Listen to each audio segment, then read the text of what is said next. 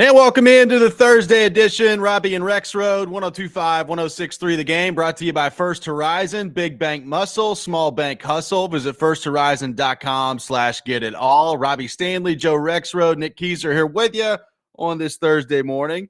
Another snowy morning, Joe. I was moving about yesterday. I dusted off the car, planned on coming into studio this morning. I looked outside when I woke up, and my entire driveway was covered again.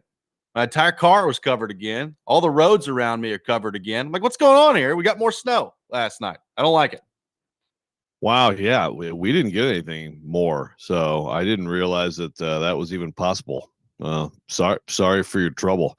I've got it on Fox 17 in here on my TV, and they're just rolling around like my neighborhood right now. It's like, oh, look at all the snow that happened last night. Apparently, just right by me. Nice. So, how about for Mr. Keyser? The drive still fine? Easier than yesterday. Okay. Yeah. Should be fine. I did see that there was a dusting in northern Tennessee last night, Robby. So that might have been what it was. That's me. I am northern Tennessee. That would be it. I'm gonna try to. I'm making a vow right now that I'm gonna try to come in tomorrow. Bring your Me milk too. sandwiches. Yeah. a lot of milk. I will bring in a bunch of milk sandwiches for everybody. Izzo really needs one too. Yeah, he's been complaining. He does. He's a growing boy. Yeah. Yes. We got a lot to get to on the program today. Adam Kimmelman from NHL.com will be with us at 6:15 here in just a few minutes. We'll get into the U.S. and Canada coming up tonight, the Four Nations tournament with him. Rexrode's got some more yelling to do about the SEC later in the program as well, so we'll do that as well. Andrew Marchand from The Athletic will be with us at 8:30. Got a lot of different things to get into with him. And as always, we'll take your thoughts. 615-737-1025 is our phone number, 615-737-1025. Joe, it is U.S. and Canada tonight. I've had some friends that are, I would call them fringe hockey fans, texting me about it the last couple of days. I'm looking forward to it. I think it's going to be an awesome game. There is a lot of hype in this one. And look, the United States, they won the round robin game. Is anybody really going to care about that if they lose this game? We're going to find out. But a championship game with the Four Nations tournament tonight between the Canadians and the United States. Connor McDavid was talking yesterday, and they asked him, Joe, like, this has been really cool. Do you think this is something they should do every year? And he was like, no, I don't really want to see them do it every year. He said the World Cup of Hockey is coming back. The Olympics are coming back. And he did say, aligning himself with Joe Rexrode, that, hey, the next time they do this, let's get everybody involved. Let's not do the Four Nations. Let's get all the elite players in the world involved. So Connor McDavid and Joe Rexrode, per usual, speaking the same language, of similar mind. I just hope that I can get myself to his level of, personality, flair, excitement, enthusiasm.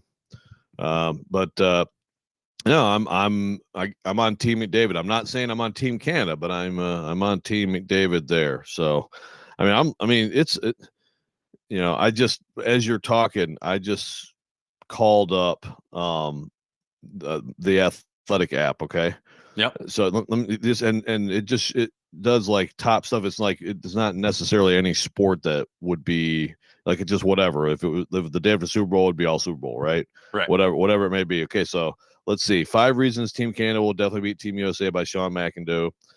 Supercharged U.S.-Canada final to have anthem animosity, maybe a fight, but mainly heart. Steve Buckley. Connor McDavid versus Austin Matthews in the stakes of a game that will be remembered forever. Pierre LeBrun. What can the NHL learn from its Four Nations rule experiments? Chris Johnson and Michael Russo. Why the most skilled hockey players in the world will play a conservative Four Nations final? Arpon Basu. Everything you need to know about Four Nations face-off ahead of the final bout. Lauren Marola. Those are the top headlines. I mean, a lot of Four Nations coverage. Holy crap! Like that is a lot of coverage, man. I mean, a game that will be remembered forever. Well, we'll see. I mean, the 2010 Winter Olympics is a game that'll be remembered forever, right? Like that. For sure. I will never forget that game. Will it be the same with this one?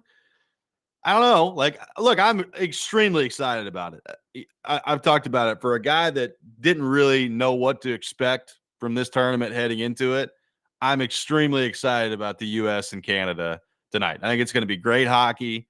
I think it's going to be extremely competitive, and hopefully, it comes down to the wire. I think it will. I think it's going to be a great game tonight. At the end of the day, like this tournament is not the Olympics. It's not even the World Cup of hockey. It's its own kind of separate thing that's been great. But like, is it going to be remembered forever? We'll see. I guess this goes back a little bit to what the conversation we had yesterday was, Joe. Like, I do think a lot of the sporting world is going to have their attention on this game tonight, and maybe that more so than anything makes it quote unquote remembered forever, just because the attention it's gonna garner. Like, I think there are a lot of people that are casually interested in hockey that are all about this game tonight. Yes, I think no question. I think the being remembered forever, that's game dependent to me, right? I mean, if it's a stinker, if it's a 5-1 stinker either way, and Yeah, no great fights, which it could happen. I mean, it's possible. Then it's a lot less likely to be remembered. Yes, like the 2010 gold medal game, that to me is like that one's when we talk about best on best, talk about international hockey of any sort. That to me is in my life, the gold standard. Well, I mean, obviously, well, I shouldn't say in my life because I was alive for the Miracle on Ice, but in recent times, that one. I mean, obviously the Miracle on Ice, that's number one forever, right? For sure. But 2010, that's going to be there. I think this would have to be a pretty. It's a great thing, and it's exciting. But I think this would have to be pretty extraordinary in terms of what happens in the game, because the gold medal game was. And that's the thing, right? Like either way, it was always going to be the gold medal game, but it was how it played out that what made it special. Well, and by the way, I think this game has potential for that. Like, Sure. When you're going roster by roster, the Canadians are better. Like, they are. When you have McDavid, McKinnon, Makar, Crosby, like they've got more guys that are all world players. But I talked about it yesterday. Like, the U.S. has closed the gap. Like Matthews, Kachuk, Hughes. Like, they've got a lot of guys that are really, really good. So, Brad Marchand was talking yesterday. He's on Team Canada. He's like, yeah, the USA is the best team I've ever played against. I was like, well, yeah, no duh, bud. Like, you're talking about an all-star team basically. So I think it's pretty close. And I thought that heading into the tournament. Like, I always have thought that the U.S. has a chance to win this thing. If they beat Canada twice, like if they get them in the round robin and they get them again tonight, I mean, that's a pretty big deal for USA hockey if they're able to get this thing done tonight. I have my doubts that they're going to be able to beat them twice, but if they do, that's a pretty big deal. Yeah, no question. And like you said, I mean, it's still like they still have a lot more guys. Now, Quinn Hughes, he's not playing, right? He's not playing, is that right? No, yeah, he's not going to play, which is unfortunate, because I mean, talk about someone who's fun to watch, and obviously would be a big asset for the U.S. team. And then McAvoy, that sucks for him too, by the way. Bruins are very mad to in his arena, yeah. But no, I mean, it's to beat them twice. I mean, I think some people would draw some conclusions from that too. I don't know if it's necessarily, but I mean, you talk about, like you said, progress, and also like, man, that would be a bitter pill for Canada to lose twice to this team. Oh, it would not go over well up there if they lose this game again. And again, it's an exhibition tournament. It's what it is, but it's a huge deal up there. If they lose 2 games to USA Hockey in this tournament, it's going to be a huge deal up there. And look, like, I think this is great for the game. Like, Canada has dominated best on best international competition for so long, and look, obviously so. They've had the best players, but like, if the U.S. comes up here and they win, this is I do think you kind of look ahead here when they do get to Olympic hockey and when they do get to the World Cup of hockey. It's like, okay, Well, Canada's probably still going to be the favorite, but is this a sign of a U.S. team and a program here that can actually go win a gold medal when the Olympics come around? Like, can they be a gold medal team when the Olympics come around? And regardless of the way tonight's game goes, I still think we're going to have that question heading into it. Like they've gotten themselves to a point where they are going to be a legitimate contender for the gold medal. I think we'll see what the political climate looks like the next time the Olympics rolls around. But like if Russia's allowed to play, they're going to have a pretty darn good team. Their forward group is unbelievable. Their goalies are unbelievable. Like they've got Vasilevsky and Shesterkin.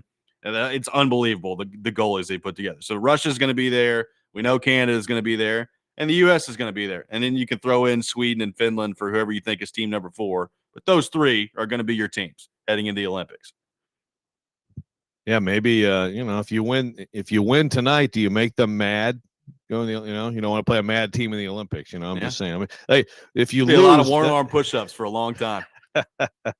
Yeah, if you lose, that's what you tell yourself is like, all right, can still kind of like sneak up on them in the Olympics, whereas otherwise it's gonna be pure rage up in Canada until the Olympic tournament. You're gonna find some new guys.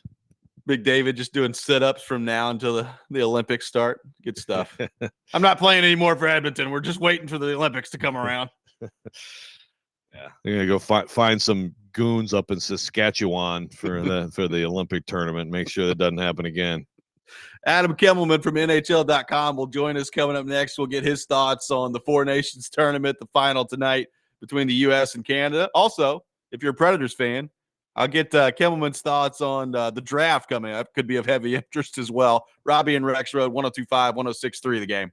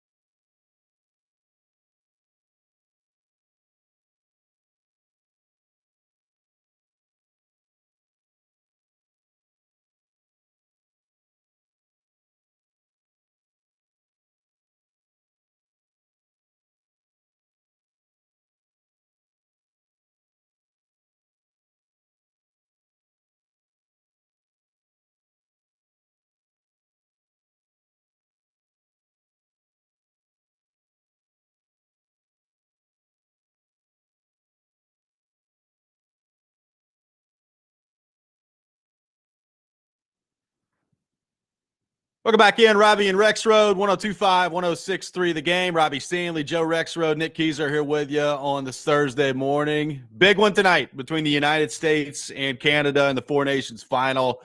And to help us talk more about that, we head to our 102.5 The Game phone line, driven by WilsonCountyHyundai.com. And welcome in our friend Adam Kimmelman to the program from NHL.com. Adam, good morning. How are we doing? We're good, guys. Just excited for tonight's game. We've had 2 days of hype to kind of get us into the moment. Now we're here. It's going to be an awesome game. I'm as excited for this as I am for, Stanley Cup final and stuff like that. It's going to be, we all saw the sort of the appetizer Saturday, in the first game, and now we got the gold medal rematch that we've all kind of hoped for. So should be a good one tonight. Yeah, it's going to be awesome. And Adam, I guess we'll start there. Like, look, I'm a huge hockey fan, obviously. I love best on best hockey. I was very curious heading into this thing, like what we were going to see and what it was going to be like. And it has blown my expectation out of the water. Like, how do you describe the way this tournament has played out and what this has meant for the game, the league, kind of everything involved? I think there were a few guys, Matthew Tkachuk being one of them, who never got to experience best on best because we haven't done it since World Cup of Hockey in 2016. So it's 9 years of waiting for this, of not having an Olympics, of not having, a World Cup, that this is the first time they're getting to do this at the NHL level. And they've been waiting, salivating for this moment. And we're not going to let the opportunity pass them by. And you can see that in the passion that they're playing with. This is something, anyone who thought this would be sort of an all-star game where guys would just kind of skate through it and, wave to the crowd, have a little bit of fun, that was dispelled right from the opening puck drop of the very first game, Canada against Sweden. You saw that intensity, you saw that passion right from the get-go, and it is carried through every game, every step of the way. And I think you're going to see the culmination of all of that tonight. Yeah, and we've talked some this week, like about the 2010 gold medal game, for example, which I think was a moment for hockey. Do you think this is that, and what do you think this could do for hockey?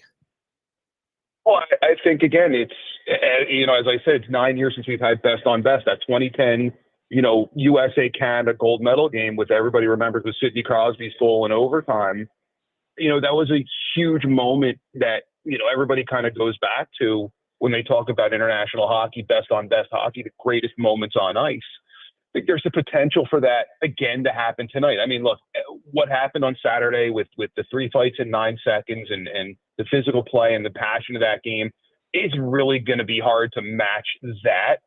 But I think you're going to see a level of hockey that you are not used to seeing, that it's going to be right up there with Stanley Cup final. But I think the difference between what you have the potential of seeing tonight versus the Stanley Cup final, there's one line on each team in the final that's capable of playing at elite level hockey over 60 minutes. You've got 4 lines and 3 defense pairs that are capable of playing that way tonight. So I think that passion, that intensity, that desire to win is going to be ratcheted up to a level that, we haven't seen in a very, very long time. So, Adam, to that point, the U.S. in the first game was really in control. Like, they were able to really limit, McKinnon and McDavid and how effective they were in the game, and they played the way they needed to play to really limit Canada. Do you think they can do that again? Like, what do you make of kind of the style that the U.S. has to play if they're going to win tonight? It's going to have to be very similar. It's just going to be a little bit harder without having Charlie McAvoy as that defensive anchor. You're going to see Jacob Slavin and Brock Faber probably draw a lot of those most difficult assignments out there, every time McDavid's on the ice, maybe out there every time McKinnon and Crosby are out there. That chess game is going to be really interesting to see, how Mike Sullivan deploys his best defensive guys versus how John Cooper wants to use his top-end offensive guys. I think the dream sort of is to see McKinnon, McDavid, Crosby all together on one line. I think you'll probably see that on the power play only. I don't know if you'll necessarily see that 5-on-5 as they kind of try to spread the offense out and keep those elite U.S. defensive guys kind of away from the top end Canada guys. So I think that chess match is going to be really interesting to watch. I'm not sure which the home team is. I believe it's the United States. So they'll have the last change. They'll have the last, opportunity to see who's out there and adjust accordingly. So that little cat and mouse game, I think, is going to be really fun to watch. But yeah, to your point, keeping the Canadian guys, I mean, goodness, we've all seen what Nathan McKinnon and Connor McDavid can do with even a little bit of time and space to get their legs going. Keeping that as limited as possible is really one of the best chances the U.S. has of winning that game, because if those guys are able to find open ice on any sort of consistent basis, as good as Connor Hellebuck has been in goal, it's going to be really difficult for them to keep up in a game like that. Yeah, I was just going to go there. I mean, how much of an edge is it just Hellebuck versus Bennington at this point? It's significant. I said, going into the tournament, the biggest advantage for the U.S. was in goal. Having arguably the best goaltender in the league versus in Connor Hellebuck gave them an edge, I thought, in all phases when it came to this tournament. It was the real difference maker for me.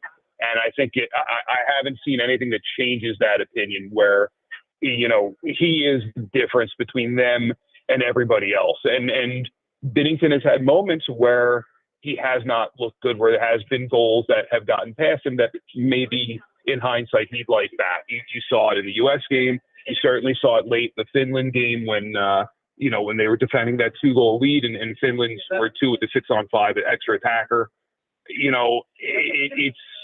There's moments in that game where there are going to be moments in the game where he's going to need to make a big save. And I don't know if he's more capable of doing that than Connor Hellebuck. I think that's the biggest U.S. advantage. But in saying that, Jordan Binnington has played a winner-go-home Game 7-like experience in Boston. He won a Stanley Cup there in 2019. So the moment is not lost on him, I'm sure. 2019 was a long time ago. So, it gives the U.S. an advantage, but I don't know if it's as distinct an advantage as it maybe could be, just because Binnington has been in that environment, in that building. So, it's something to watch for sure. Adam, last thing for you here, just switching gears to the Predators real quick. We know this season is not gone and will not go the way that they planned heading into it. And there is a chance that they could end up pretty high in this year's draft with a top 3 pick, potentially, maybe a top 5 pick. So how do you view the top part of this draft? And are there a couple of guys maybe that have separated themselves, in your opinion, as far as this year's draft is concerned? I'm glad you mentioned that, because we at NHL.com are going to have our first mock draft coming out on Friday. So I can give you a little bit of a preview of that. To me, there's 4 guys that have separated themselves from the rest of the group in this year's draft class. You've got the franchise defenseman in Matthew Schaefer, who, you talk to scouts. I've heard Cale Makar and I've heard Scott Niedermayer reference that. That's sort of, if you're looking for a future for him, that's sort of the future player he is. He's 6'2" and 187 pounds, skates like you dream about, and he is sturdy enough and strong enough to play in the defensive zone. I remember we watched him at the Prospects game back in November. Blocked a shot, lost his stick, blocked a shot, lost his glove, still blocked another shot. So he is a determined defensive player and an outstanding offensive guy. You've got 2 franchise centers, one being Michael Misa, who plays in Saginaw in the Ontario League, the other James Hagens, who plays at Boston College. Both guys, a little bit different types of players. Misa's more a cerebral kind of John Tavares type, where Hagens has more dynamic skill. If you watch the World Juniors, you're able to watch him. He was the top line center for the United States. He's more of a Jack Hughes explosive kind of skill. And then there's Porter Martone, who's a jumbo-sized 6'4", 200-pound winger who kind of projects to be a Matthew Tkachuk, Corey Perry type, just an agitator, but with a ton of skill. He's also the rare 17-year-old captain of his junior team in Brampton in the Ontario League. So to me, those are the 4 guys that have kind of separated themselves from the field. I think if I'm the Predators and I see one of those top-end centers just sitting there for them, knowing that's a huge need for them, I think Hagens or Misa would be the guys I would target if I'm them and I'm sitting, where they're most likely going to be near the top of the draft order. I think one of those four guys certainly should be available for them. Well, should be very interesting. Looking forward to that. Looking forward to the game tonight. Should be awesome. Can't wait to see it tonight between the U.S. and Canada. Adam, great stuff, man. Appreciate you taking time to be with us, and we'll talk to you soon. Anytime, guys. Thanks for having me on. Absolutely. Adam Kimmelman from NHL.com, our guest on Robby and Rexrode. We'll take your thoughts on what Adam had to say, plus some camp news in the National Football League. We'll get into that as well. This is Robby and Rexrode, 102.5, 106.3, The Game.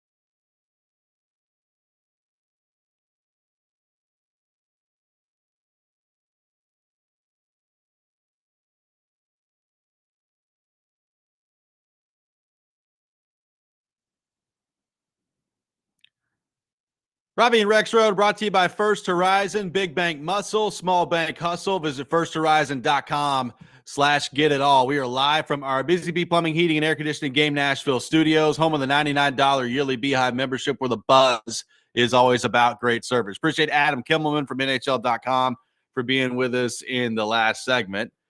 Joe Rexrode will have the best and worst things in sports coming up here in just a few minutes. So get your best and worst things in the world of sports in right now. We'll take those.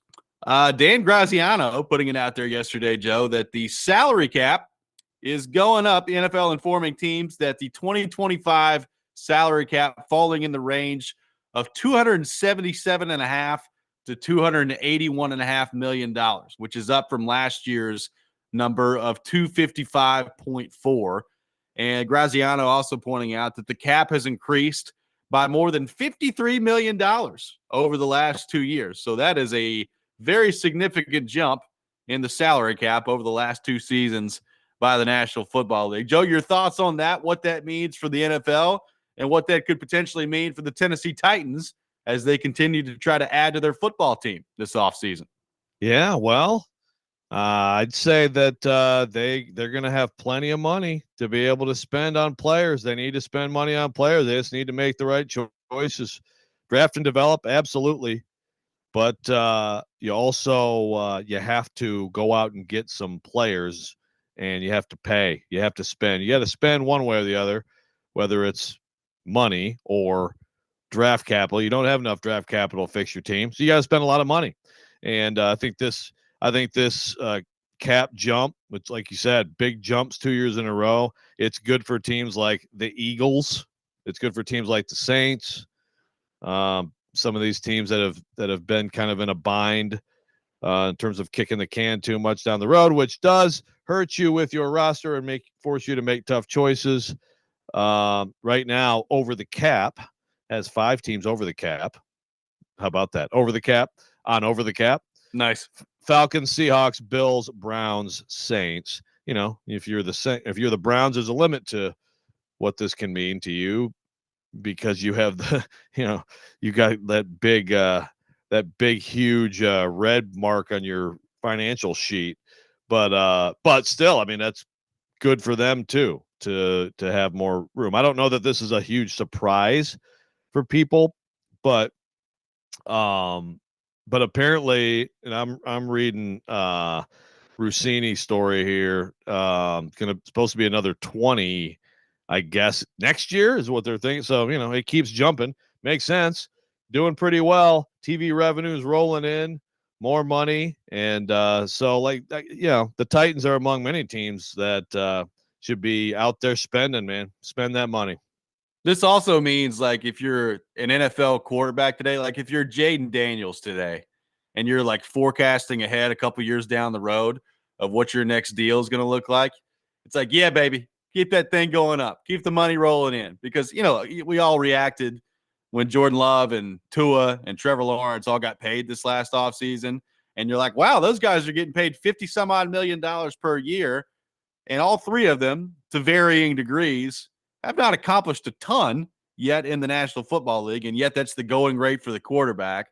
Well, that's not going to stop. Like, that's just going to go up here. So, like, if I'm, Jaden Daniels or Caleb Williams or whoever, and I'm looking ahead to, like, when my deal comes up here in a few years and what those numbers could look like with the salary cap, gonna be a good time continuing to be an NFL quarterback in this league. No doubt. Of course, if I'm Jaden Daniels, I'm like, can we accelerate? Can we get to this now? I mean, can we do it now? Look at my salary right now and what I just did for your franchise and this entire city and region. So let's get the clock moving a little faster. But yeah, my goodness, the quarterback numbers, what are the quarterback numbers going to be? I still remember Matthew Stafford at $30 million. And then Mahomes signed his deal, and it's just like, we've already had Mahomes, and his age would be like, oh, okay, no. Remember when Tannehill came in at like 35 talk again. or whatever it was, and we're like, good gracious, Ryan Tannehill's making $35 million a year. Yeah. It's unbelievable. And even while on that deal, we were like, that's actually not bad. You look at what he's doing, especially in that 2020 season compared to some of his peers making a lot more. But yeah, it is a great thing to be a quarterback. Hopefully it's hopefully it's a better thing now after this last year to be a running back. It's still obviously going to be a short shelf life position. It's still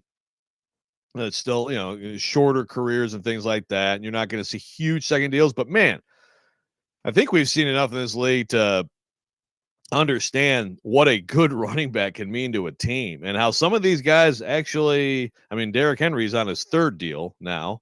Yeah. And, it's like there's still running back still matters, man. I mean, some people this whole never pay a running back. I mean, there were some people in this town, Andrew, screaming that to the top of their lungs when the Titans gave Derrick Henry his second deal. It's like, would you please watch the football? Please watch football. I don't know why I just got triggered by that. Worked out okay for Saquon and the Eagles, I would say. Like you said, I don't think that the cap going up is a huge surprise to NFL teams. So is it going to change the Titans' free agent strategy very dramatically? Probably not. And I still would say it's great that the cap's going up. It's great that teams have more flexibility now with what they can do.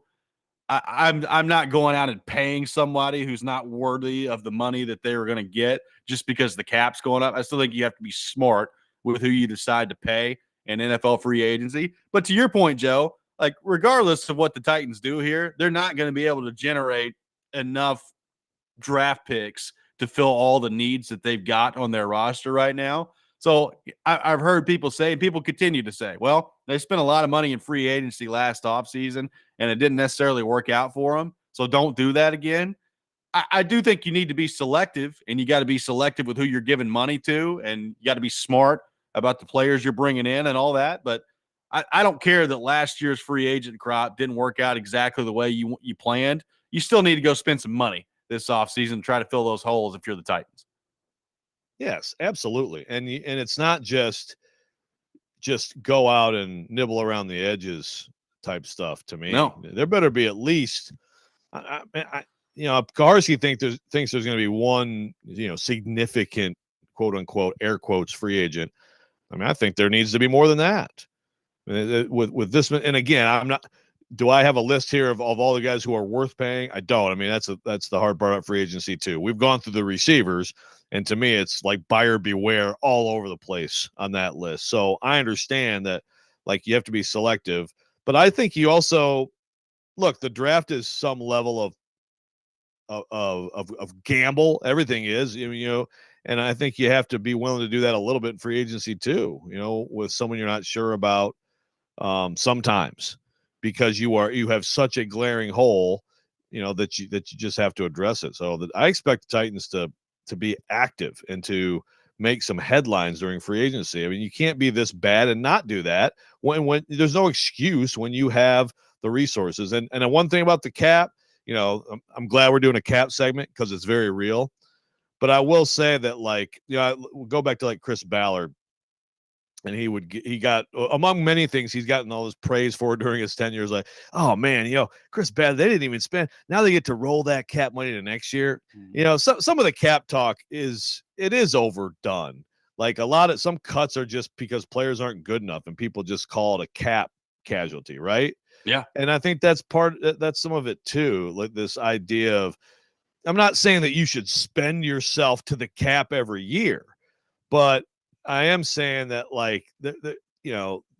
there are times and places to do that, and it's like if you don't like what you see, okay, fine, but ultimately, it's gonna keep going up. Go get players.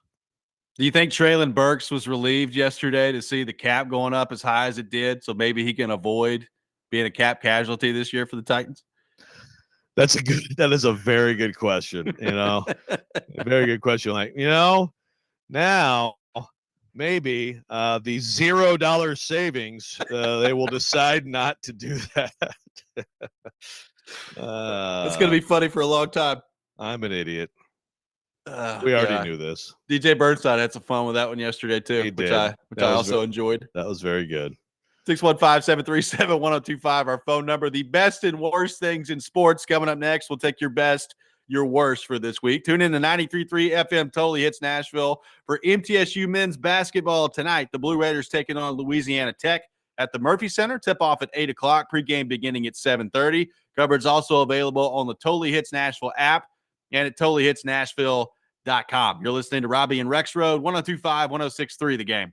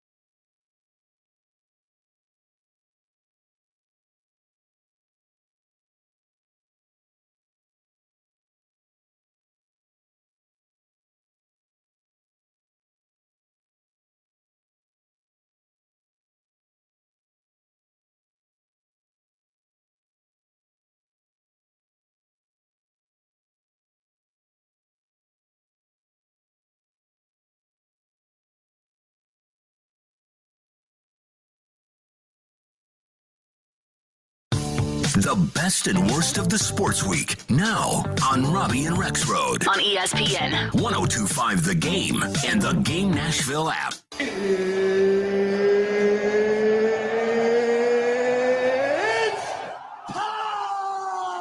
This is the worst. You look like you're feeling sorry for yourself. Believe in miracles? Yes! Unbelievable. He's one of one. He is him. This is a Coke bottle. It's not a crystal ball. When I woke up this morning, I was feeling pretty dangerous. Okay, let's go. It is that time of the week, time for the best and worst things in sports. We'll take your best things, your worst things on our text line driven by Wilson County Hyundai.com. Joe Rexrode, kick us off as you do every week with your best and worst things in the world of sports. I'll let you guys divvy up the four nations. My best is Michaela Blakes of Vanderbilt, 55 points. And 55 points is great. It's a new SEC record, which breaks her old SEC record of 53. She has the top 2 scoring games in the history of the Southeastern Conference. She also broke her own NCAA freshman record now. Actually, Della Don, I guess, is a redshirt freshman at 54. But so, however you want to, regardless, it's now unquestioned.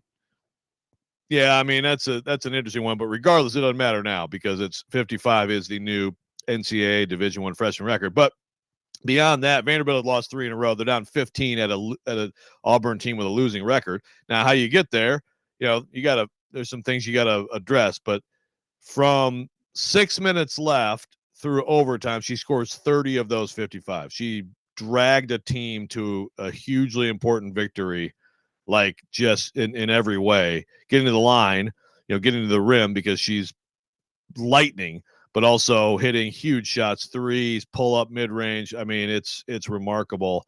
If you have a chance to go see her in this city, you should take the opportunity before, the regular season ends and they travel somewhere for the NCAA tournament. My worst, I'm going to stick with college basketball. Mick Cronin. Mick Cronin, UCLA, man. He has got some doozies. So he was on the verge of his 500th win. It was supposed to be a milestone night for him. UCLA playing a crappy Minnesota team the other night, and they blew it. They blew a 17-point lead. So Minnesota wins at UCLA. Here's a few of the Mick Cronin quotes. Quote, "It's a losing mentality to worry about whether your shot goes in or how many points you have," end quote. Talking about his players. But my favorite was his team missing free throws.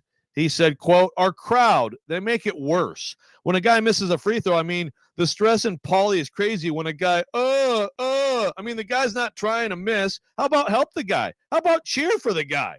End quote. Come on, Johnny, you can make it. Yay! I don't like, so the crowd is nervous. Like if someone misses, are they supposed to just be like, okay, just be quiet. Don't mention it. Don't say anything. Don't mention it. Break out in applause every time they miss one. Like, hey, way to go. I mean, that's amazing. You found a way to blame the crowd for your players missing free throws. That's fantastic. Mick Cronin, my worst in sports. Nick Keyser, your best and worst things in the world of sports. Yep. Obviously, the Four Nations got a lot of crap from PK last week and Joe, but that's okay. But just want to throw this out there. I'll give you a quick stat just moving along. So there were 10.1 million viewers in North America that were watching the first U.S. and Canada game that was thrown out there by, I believe, Sportsnet. That was also up 203% from the 2016 World Cup and topping any non-Stanley Cup final game. So that was a definite best for me. Worst, sticking in hockey as well. Joe might be a guy that you kind of watched growing up as well, but Bobby Hull, that the info came out yesterday. There was a CTE that affected his life for his last decade. So once again, I mean, the NHL refuses to recognize that this is a real issue, and it's just got to change. I'm going to leave it simple as that, but it's just got to change. No doubt. My best thing in sports is U.S.-Canada tonight, and I am teeming with anticipation for it. It's going to be hard to live up to what they did last time out, but I think it's got a chance to, and I think it's going to be an awesome game tonight. Looking forward to it. I'm sure we're going to talk a lot about that game tomorrow. My worst thing in sports, Doug Gottlieb. This is hilarious, the way this is all going down. So Doug Gottlieb is coaching Green Bay in college basketball and is also doing his radio show at the same time, which is always, from the moment this thing happened, I thought was the dumbest thing I think I've ever heard of. Well, Green Bay is 3-24 this year. They're 11th in Shocking. the Horizon League. 3-24. LeBron James got into it with him the other day, which LeBron probably needs to shut up too. But it is hilarious to watch the way that this has all gone down with Green Bay. They're 3-24 with our fearless leader, Doug Gottlieb, at the helm, Joe Rexrode. Dude, he was on Radio Row. Yeah.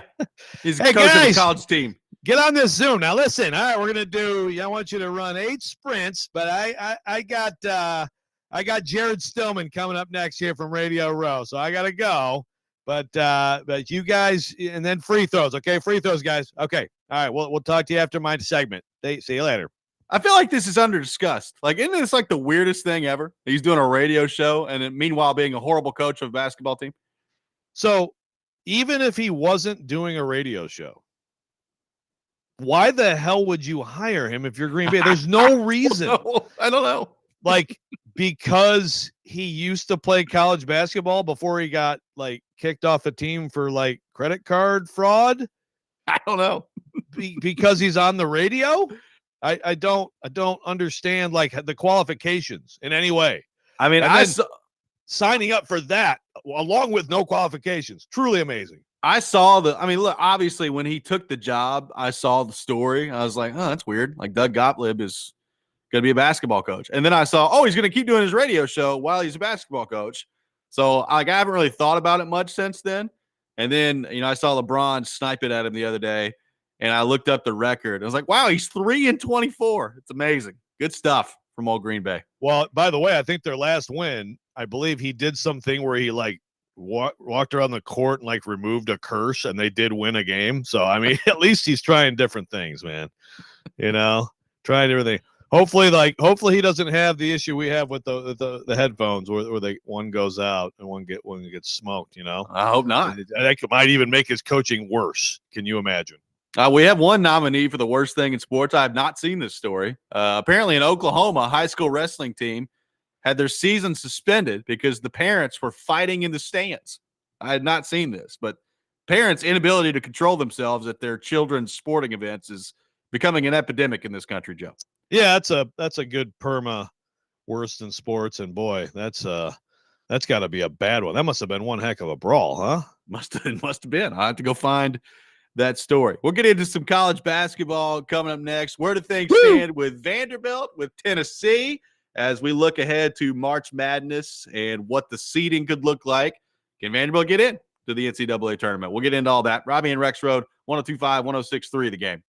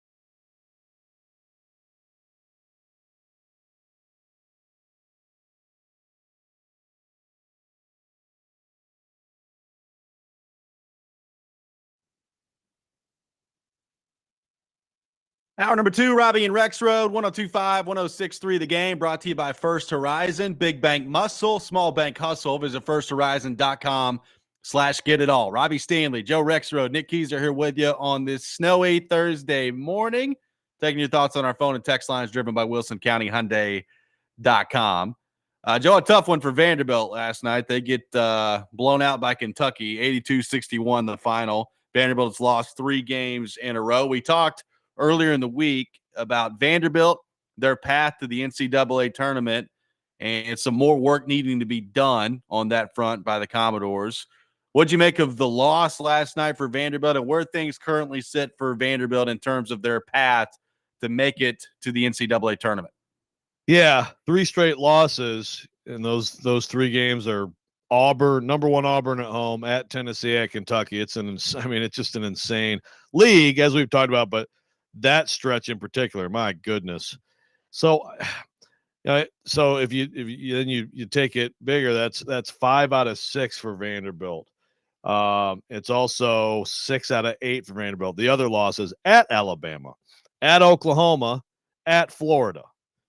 It's just, and then the wins in there are Kentucky at home. Right before that stretch, they beat Tennessee at home, and they also beat Texas at home, which is a key one, because Texas and Vanderbilt are going to be bubble teams that are compared against each other.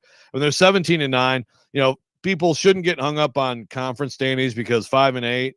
It's just like in this year's SEC, I promise you, there will be teams with losing records in the SEC who are in the NCAA tournament. It's just, it's just how it is. If you do enough work, that this league is a grinder, man. So that said, to me, Vanderbilt's got to win at least 2 more games, and I would say they need to win 3 more games to feel safe, and that includes the SEC tournament.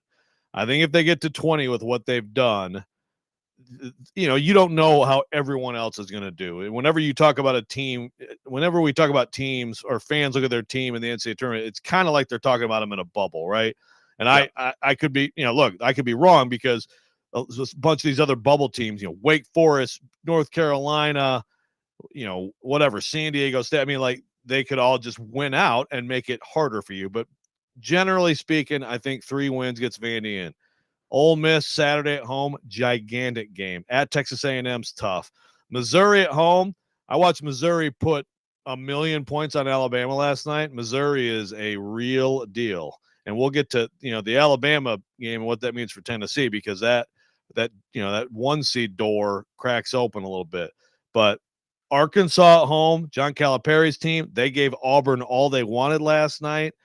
Had they won, I think they'd be in really good shape, but that's a bubble team too. Arkansas, man, that's a bubble buster game at Memorial, Tuesday, March 4th, a 9:00 start. And that's a huge one. And then they're at Georgia, which is, again, another bubble team that's fighting and going the wrong way, but a talented team, and that's on the road. So can you get 3 of those?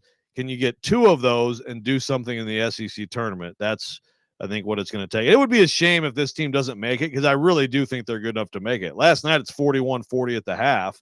Yeah. And it's a great game. In the second half, when it came down to it, Kentucky started going inside because they do have the advantage, and that was a smart move by Mark Pope. And Vanderbilt, the same shots Vanderbilt was hitting in the first half, they just didn't hit them, Sometimes it's as simple as just not making your shots. But I absolutely think they're an NCAA tournament quality team, but they obviously have work to do, and it's not going to be easy work.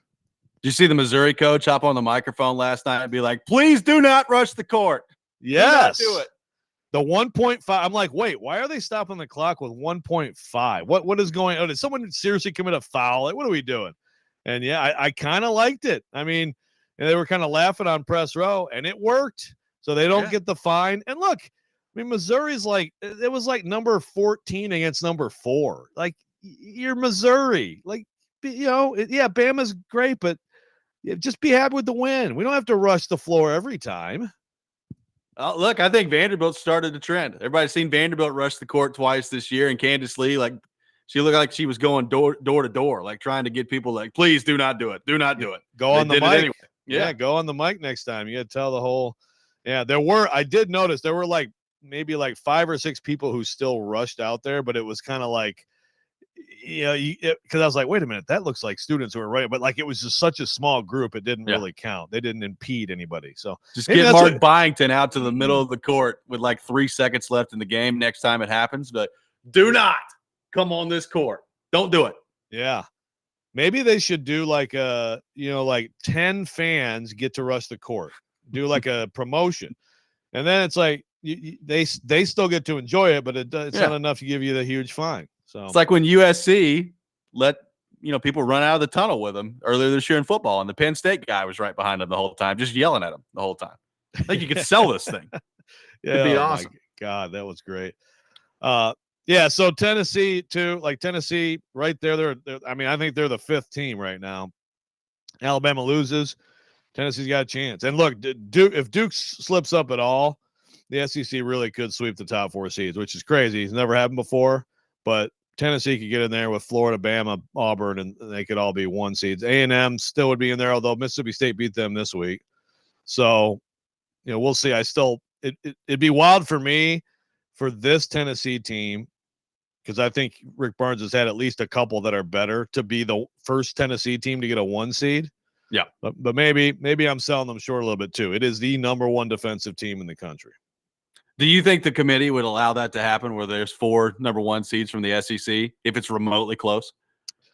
Yeah, I do. Bubba Cunningham talked about it the other day, and he said it's possible. I mean, look, when it comes down to it, if you look at Duke and the ACC, if they just roll from here, then they're going to get it. They'll be fine.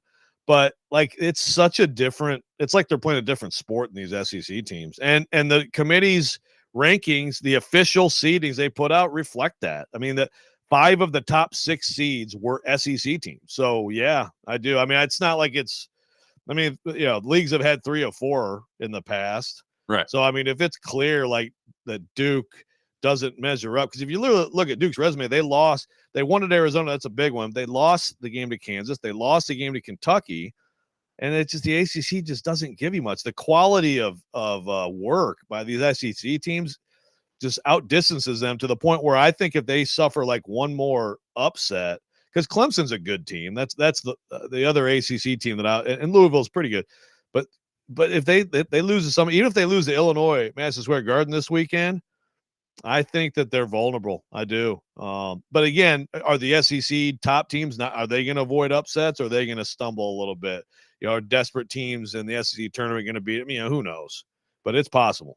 It's amazing. We're talking about Tennessee potentially being a 1 seed in the tournament, Joe.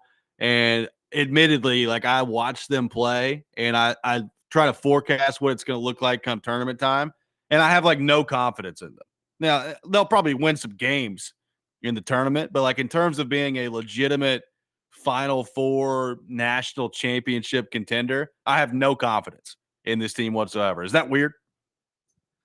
Yeah, no. Well, no, I get it. No confidence. You can see the offensive dud coming like a mile away from this team in the tournament. Yeah. Well, I think that sometimes I get that way when I look at Houston too. Like they look so great every year, and then they have like this total brick fest in the NCAA tournament and come up short. So I do get it. I think there are different ways to win. They had an all-time brick fest last year in the NCAA tournament, and they still beat Texas in that game. They could not hit a freaking shot to save their lives. They still won. So it's like you may have to get through something like that. But yeah, to me, it's like the more that they push the envelope on getting into the lane, it doesn't have to just be Ziegler, Gainey, Meshack. Meshack can get to the hole. Meshack can go in and post up a guard.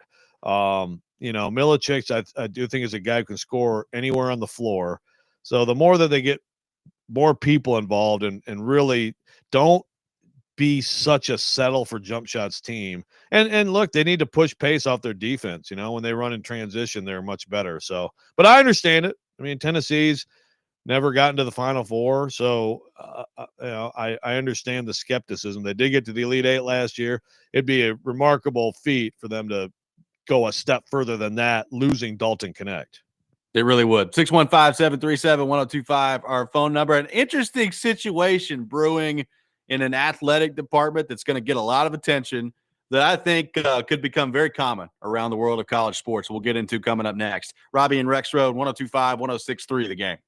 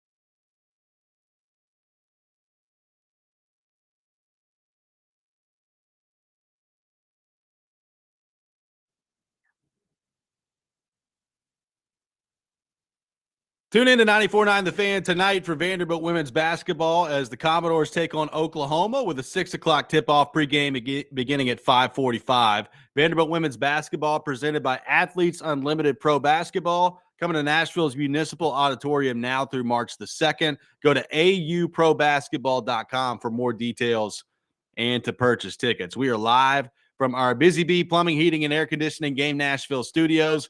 Home with a $99 yearly Beehive membership where the buzz is always about great service. So, Joe, I mentioned before we went to break last segment, an interesting situation kind of brewing in an athletic department, a very prominent athletic department around the country that I think could become fairly common in the world of college athletics. Kind of set up for us what's going on right now at the University of North Carolina with Bill Belichick coming into the fold. Yeah, Matt Hayes wrote a really interesting column for USA Today about this, which first of all, it's funny because Belichick is the coach, obviously, and he's the big name, but this Michael Lombardi, who is like Stilly's buddy, is who's Michael Lombardi, he said there might be something on the plane from Green Bay. He was a GM in the NFL. I mean, he might know. Because Michael Lombardi is just completely talking out of his butt, like, oh yeah, I'm playing from Green. What happened on the plane? I don't know. So he's like the whatever side. He's a GM. He's right? GM, yeah. He's a GM, and he's out there. First of all, like whenever there were rumors about Belichick, he's the one who was out there, like, you all idiots, shut up. He's not, So now he's out there, basically, putting out there like how much investment is going to be needed. As Matt Hayes wrote, it's like, if you really look at everything, including staff, coaching, because Belichick drove a hard bargain to take that job. And they're talking, the quote that Lombardi said that Matt Hayes used was, we're the 33rd team. We're the 33rd team, right? Hey, I like the brand, and play it up, man. Play up what you've done and all that stuff as much as you can. It's North Carolina football. You need as much help as you can get. But Hayes estimated that if you think about like NIL and everything, it's about $40 million that you're going to need to invest this year in that program. And of course, North Carolina is very much in a bind with its basketball program. You're talking about an absolute blue blood North Carolina. Look, North Carolina fans, give me all the North Carolina fans and look in their hearts and tell me what they care more about, football or men's basketball. It's not close. It's not close. It's a men's basketball fans base. And, football is so critical. And this is what's interesting. These basketball schools have come around like, look, man, you have to win in football. You have to have that revenue. You can't just live on your basketball program, right? So the basketball program's in a bind right now because Hubert Davis is not doing well. It is not going well with Hubert Davis. And, my guess, they may miss the tournament. They're right on the bubble. But my guess is he gets another year. But it's coming up here unless things change pretty dramatically. He had that incredible run. He ends Krzyzewski. Like, that should buy you time. That was an incredible – it's too bad for him they couldn't actually close the deal and win it all. Then you'd buy more time. But it's just gone really poorly since then. So then you're getting into buyout. Then you're getting into what big hitter are you hiring to fix this freaking program? North Carolina basketball doesn't live on the bubble. North Carolina basketball competes with Duke, a national championship contender, and, well, I was going to say Kansas, but they've fallen off the map. This is a blue blood program. So then you get into the revenue sharing, $20.5 million starting next year, right? Now, again, that's not the only money. There's still going to be the collectives. It's still going to be like bidding wars on players, money beyond that. But you could see where at that place, you're going to have some tough choices to make.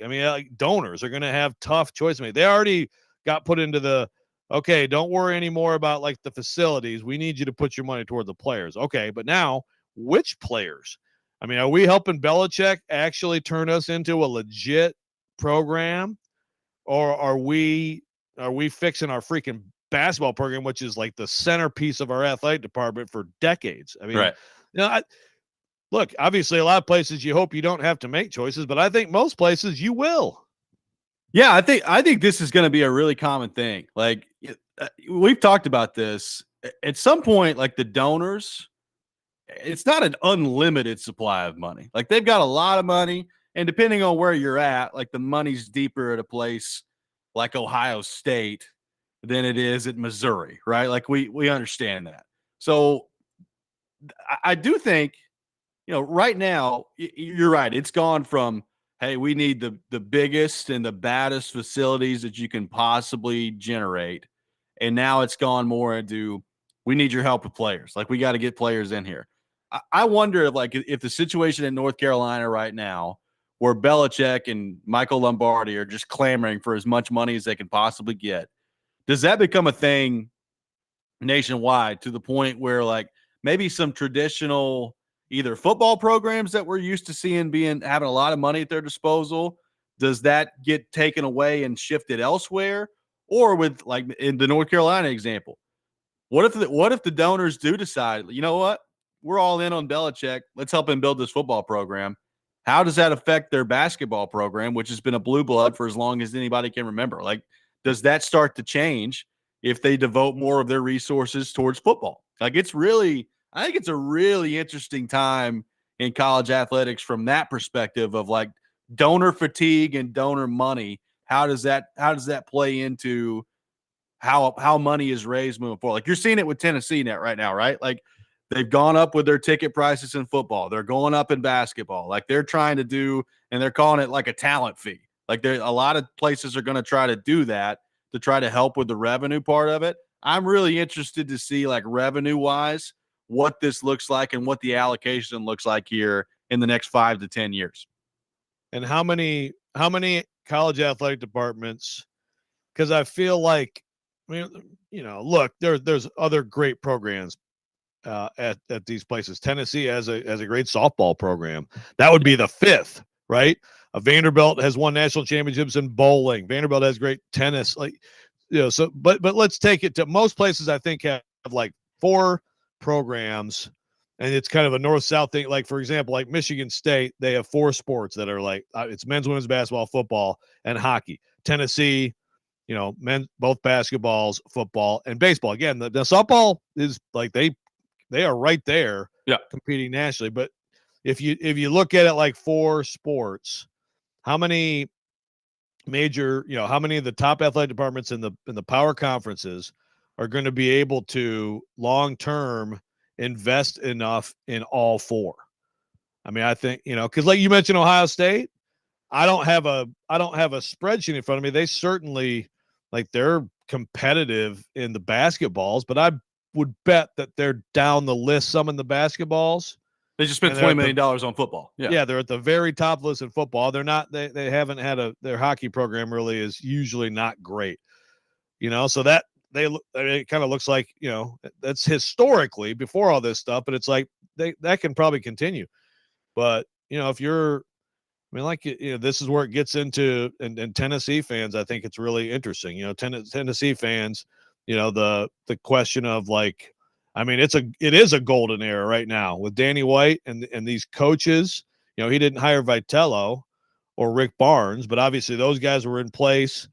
It looks like he's made a really good women's basketball hire. It's early, but it looks really good. Yep. And obviously it's gone. It's been. Josh Heupel has done really good things with the football program. But does this get to the point where tough choices have to be made? And if so, well, I guess you've already sort of made clear I have thoughts on that. You're willing to cut all the other sports, basically. I have thoughts on that. We'll get into that coming up next. Take your thoughts as well. 615-737-1025, our phone number. We'll have the Rex Rant with Joe Rexrode coming up later this hour at 7:45 as well. Robby and Rexrode, 1025, 1063 The Game.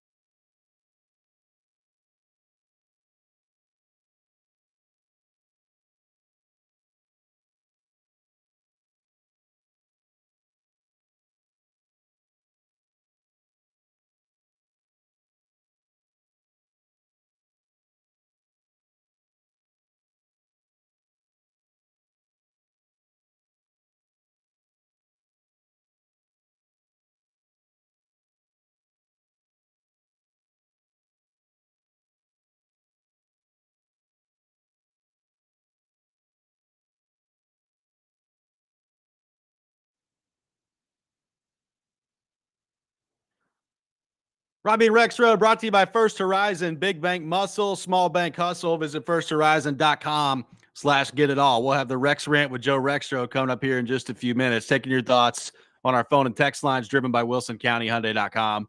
So, Joe, going back to the athletic department discussion, the situation in North Carolina where you've got the football program competing for more money, you got the basketball program wanting as much money as possible, and like inside athletic departments, does it get to the point with administration, with donors, with the whole picture involved, where tough choices eventually have to be made at some point, and you got to kind of pick a direction?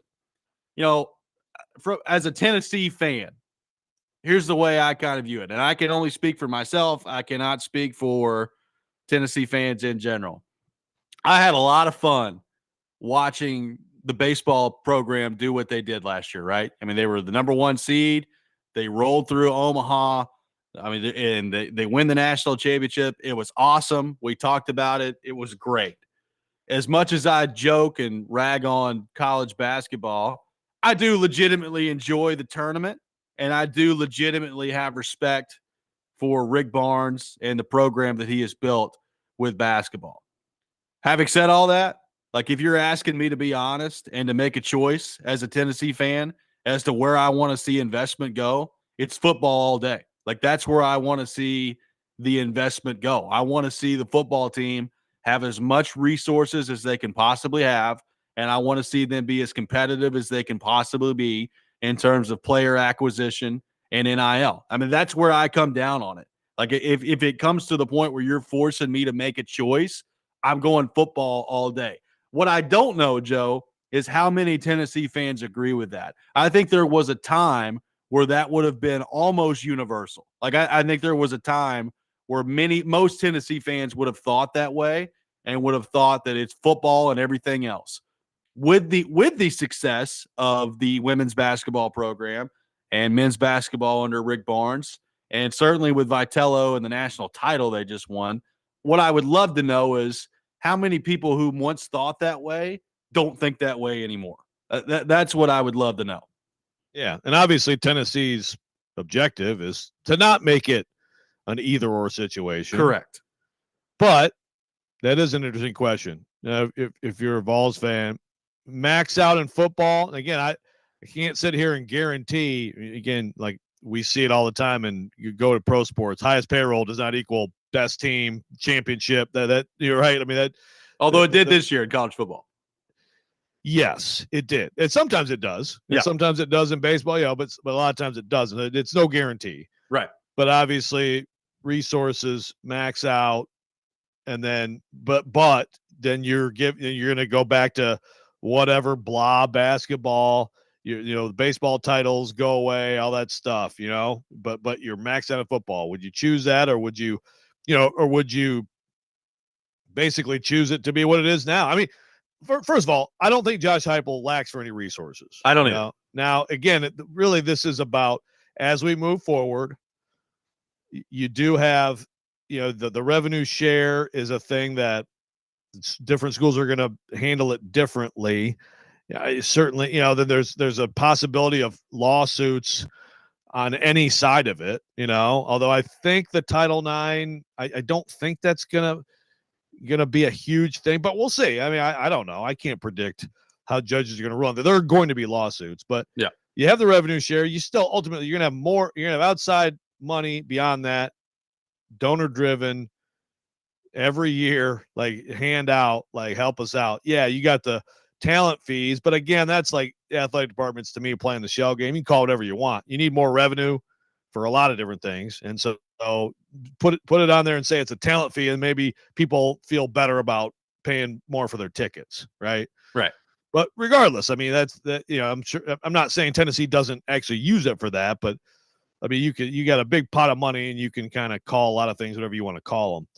But if it does come down to it, because the thing is, like if you're Tony Vitello, if it does get to the point where it's like, yeah, sorry, I mean football just has to do this, and now all of a sudden, I don't know, you're losing recruits to Vanderbilt or whoever that previously you were able to pay as much. I mean, Vitello's going to go somewhere else. I mean, like these programs are going to, if it does get to that, receive. But yes, I would like to know, Vols fans, like how many would choose max out, invest as much as anybody in the country in football at the expense of those programs, or invest a lot, be right there like you are now if you can, but still like devote enough so that the other programs can be good.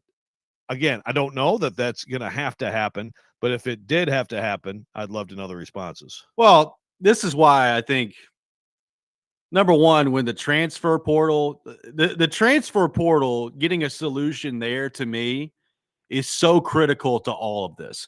Because right now, with the way things are going, it's not sustainable. Like the way things are going right now with college football, but in college sports in general, it's not sustainable because when the transfer portal, when you have the freedom that you've got right now, it's hard to ever really stop the NIL and put a cap on things right now because there's freedom of player movement all the times, and you could just get in there and it's a free for all.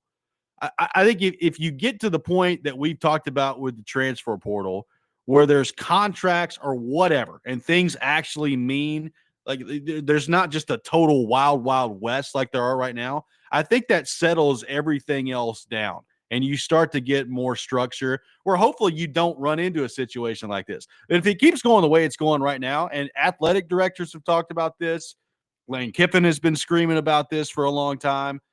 And I think there's probably a little bit of exaggerating that's going on when these guys talk.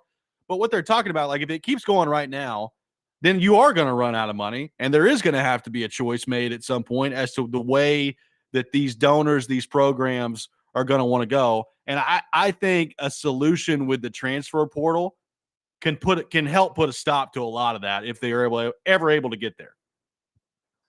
Yeah, I think that's true. I mean, yeah, I think they definitely need to make like the times more make more sense and things like that. I just don't know. I mean, I just don't know like what, like again, the courts have kind of spoken, on in terms of like player move. Again, I think that the solution there is if you have basically contracts, right? That's what I'm saying. Yeah. Like right now, you've got players like every window hopping back into the portal trying to negotiate more money. Exactly. Yeah, and that's where of course it gets interesting too, because a lot of agents will be like, "Well, see, and I don't want to sign a 3-year deal because what if my kid blows up next year? All of a sudden, he's your number one receiver." And he's making number 3 receiver money. But I mean, that's how it goes, right? That's how it goes in pro sports. Yeah. Whenever you're up to your deal, then that's when you get to get paid again. In college sports, it's weird because then like you may be out of eligibility. So all that is going to be really interesting. But I think you're right. I think that if there's some sort of price control and contractual sort of stability, I mean, I still think like ultimately the money's still going to go up, right? Like it goes up in any other market. Coaches continue to get paid more, pro continue to get paid more, but it probably does make it cap it to a point, keep it somewhat like reasonable rise as opposed to just random flare-ups. So I think that'll help too. But yeah, it's like, and then if you make a bad choice, you're one of these programs, especially football, but whatever, even like, again, we talk about North Carolina. If you make a bad choice at coach, now you get into the buyout situation. And now you get into, and donors have more power now. And they're like, we want this coach out. You're like, we're not giving anymore unless you fire him. Okay. So you're giving us the money for the buyout, right? Okay. And now we don't have any money for baseball. Right. I mean, you look at it sometimes and it's like like you wonder, like at some places it's just going to completely collapse. Caleb on the text line says, I need a football natty as a Vols fan. The others can wait until that happens. Ethan says, invest in football and basketball. I don't care about the rest. I got one texter that says, I hate Ohio State, but they weren't the highest paid roster. Oregon did, and Notre Dame was pretty close. Then you had Texas. So Ohio State did pay $20 million, but they didn't pay the most. Keith says, I agree with you, Robby, regarding Tennessee money, but thankfully, if we spend wisely and are strategic, then we don't have to pick just once. A lot of different thoughts on this one.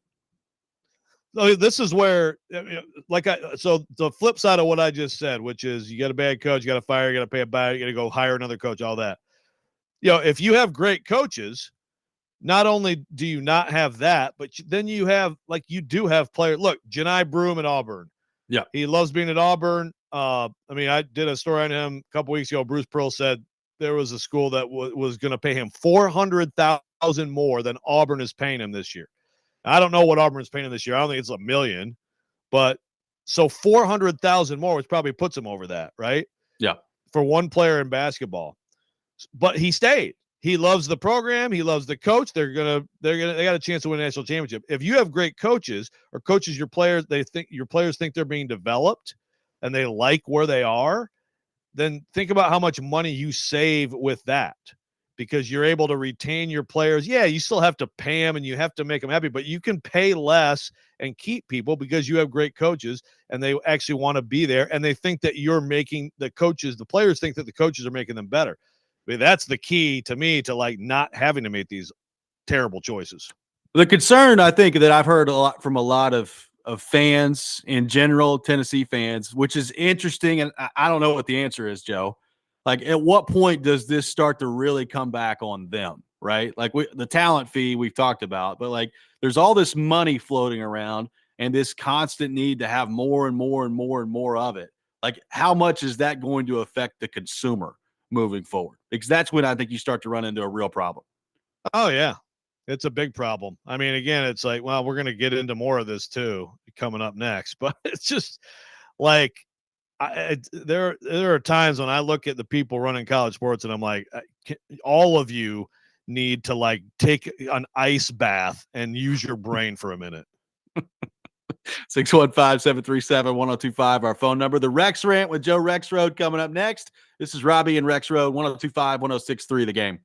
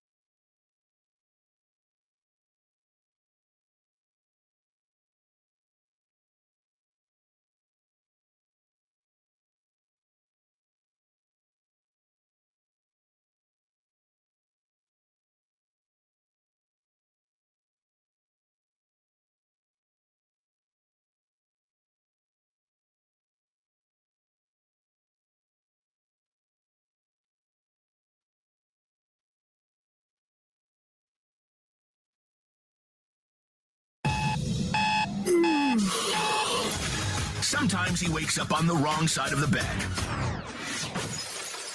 And sometimes he's just, well, Joe. Awkward moment, let's do it. This is the Rex Rant, now on Robby and Rexrode. In the time of chimpanzees, I was The Fat and Bald Show. butane in my veins and I'm out to cut the chuggy with the plastic eyeballs. It's game day. Bears today. Bears tomorrow. The Bears every day of lives. Yo, cut it. Egg your house.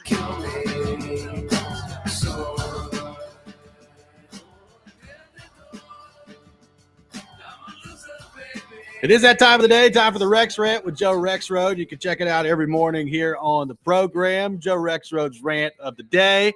Joseph, the floor is yours. I turn things over to you. He's on mute. I haven't had a mute in a while. So on the Bears thing, have we already gone through this? You gotta bleep it. You gotta do the bleep sound because it just sounds like he's saying the Bears, the Bears, the Bears, right? Like you got to do the Bears today, the Bears tomorrow, the Bears every day of the rest of our lives. It brings it home. I know I'm adding work to your plate, Keezer, but in the future, I think I'd like to. I almost want to make that the intro to our show. You know, just make and I know that would be tough, Robby, to take you away saying edge rusher, right tackle, long snapper, shortstop, power forward, shooting guard. But yeah, you gotta have the beat, man. Gotta have the beat for my guy Andy Isaac. Now, before I get into this, let me just ask you this, Robby. We had a lot of conversation, we had a lot of debate, but this last year of college football, all in all, I mean, like obviously we're not going back. We're not going back to the BCS. We're not going back to 14. We're not going back to people voting for national champions. But this iteration of college football this year, 12-team playoff, everything that played out, can you live with it? Sure. Yeah, I can live with it. I mean, look, I'm more enthusiastic about it than you are. I like it. I think it's in a pretty good place. And these absolute goofballs are in New Orleans right now, just trying to just savage the sport. Listen to this crap. We've already talked about the auto bids, about the Big Ten and the SEC. Sports commissioners of sports leagues who don't believe in competition or earning anything by merit. Just give me 4 automatic bids so that we know with a month to go in the season, here's a bunch of games that had become more important because of the playoff. There's more games that could relate to it that now aren't because we just know, that team's going to be in the playoff. A great idea. But now here's this one. Have you seen this one? They're talking about these playoff games during championship weekend. Okay. So in other words, the SEC, 4 play-in games during championship weekend. Number 1 versus number 8, number 4 and 5, number 2 and 7, number 3 and 6. Those teams get in the playoff. Like this is a freaking card tournament or something. It's insane. Now, the Big Ten is actually, let's give the Big Ten its credit for first even presenting this ridiculous idea. Now the SEC is like, oh, that sounds pretty good. So they're trying to retain value in conference championship weekend, right? And of course, the SEC, it's different for the SEC. The SEC is the first league that did it. I remember in 1992, I thought it was incredibly stupid. Like the SEC is doing a championship game, really. But obviously, it's been very lucrative. It's been very popular. It's become a tradition. Yeah. I mean, that was the year you were born. So that's all you know. But when you were a little baby, I was like, this is freaking stupid, SEC. Okay. but now, seriously, so they have this idea also of like, so you have those, but you also just have this idea that the 8 plays the 1 and 2 are already in, but now the 8 can get in. It's think about how dumb this is. I don't like the conference championship games. We talked about that. Like, I think we should get rid of them, but I understand there's no way because it's just too much revenue. Yeah. Like, I understand we're not getting rid of revenue. Like in the NCAA tournament, They're talking about expanding it. I hate the idea. I got Seth Davis on Twitter telling me how great of an idea it is. I'm just like, please stop. Calgon, take me away. But then there's people yelling at him like, oh, I want it back to 64. Trust me, we're not going back to 64. We're not doing anything that takes away revenue. But do you understand how stupid this is to have 4 playing games? They're talking about maybe at Campus Sets, or maybe they'd have these games all in one venue on the weekend in college football. What's wrong with what we were doing? Like, what is this last year? People were mad. That's what college football is. You have to have argument, right? People were mad, but the field to me was good. You know, if you're mad about Indiana getting in, Wes, I hope he's not still mad over there in Knoxville. But like, it played out pretty well. Can we not live with this? Why can't we do this for like a few years? We're already talking about these stupid play-in games and automatic bids. Let's go to 14. Let's go to 16. Why can't we just do this for a while? But it's going to be one more year, and then these goofballs in New Orleans are going to just screw it up again. I first off, the expansion by itself annoys me, but we've already done it to 12. So just leave it at 12 for a while. But we're not going to do that. It's going to get to 14 or 16, which annoys me again all over again. But if you're going to do that, just do that. We don't need this is really not that complicated. Expand it however much you're going to expand it and seed the field straight up. I don't need play-in games. I don't need any of that other stuff. Just seed the field properly, which was the biggest problem with this last one, and then let it go after that. But this automatic bid stuff, this play-in game stuff, this is a classic example of overthinking things to the point where it's a detriment to your product. And look, I keep saying that. I keep saying everything's going to be a detriment to the product, and it hasn't been so far. So maybe I'm just some giant idiot. But at some point, it has to be. At some point, your fan base is going to say, this is so dumb. Stop doing this. I mean, this is just like some of the crap the NBA is doing, which doesn't work at all. Yeah. It's just it. And here's the thing. These play-in games, the reason that they think they're important is because of the automatic bids. Right. Because well, shoot, we already know the 4 teams. There's nothing interesting the rest of the season. No, now let's get these play-in games. And then it's the NBA with the – no, just – you have a committee. College football forever has always had something. They've had some sports writer with a fedora on his typewriter voting for the national champion, or they've had a committee, or they had a BCS computer. Like, it's always going to be subjective. You have people who pick a field based on their results, and you have all these games that mean something and could matter. Instead, you're trying to do this auto bid garbage, and because you're doing the auto bid garbage, well, we need to do playing games so that way we engage more teams and more fan bases. Stop. It's terrible. And I hear you, Robby. I mean, look, college football it's not recession proof. It feels like it sometimes, but it's not. And these people are going to screw it all up.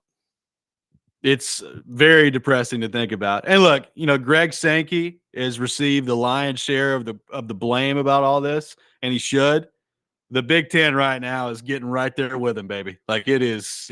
Those two are together with the way this is all playing out. 2 big babies taking their balls and going home. 615-737-1025. Our phone number, 615-737-1025. We finally get to learn some of the results and some of the talking points from Rexrode's much anticipated mock draft that he participated in at the Athletic. We'll get into that coming up next. Robby and Rexrode, 1025, 1063, The Game.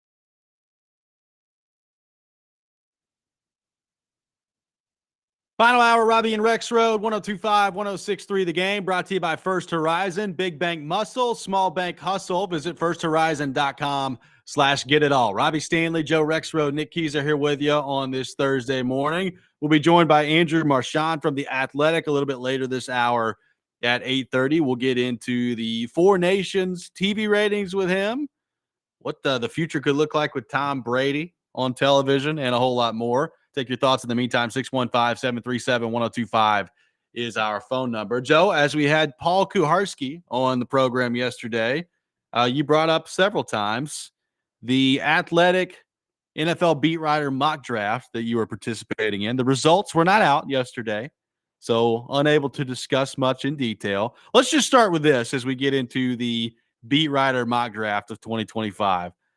What did you learn most about the position the Titans are in, the interest level around the league, and the quarterbacks at the top of this draft, and how that could affect the Titans and the number one overall pick?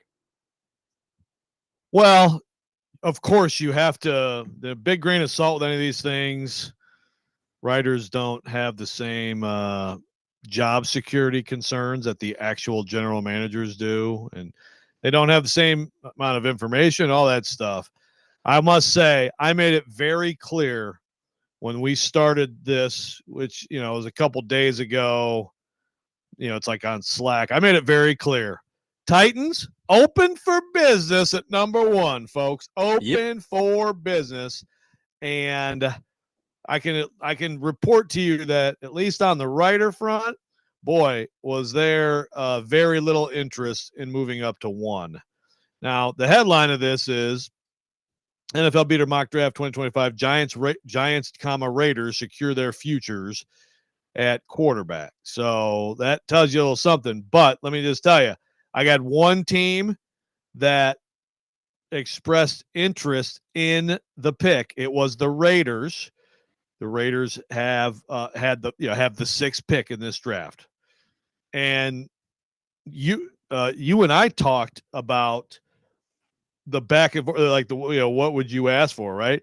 Yeah. I did like the is it Pro Football Reference? The trade calculator where you look at the value of everything, and I gave an offer that like was well short of what you said the Titans should ask for.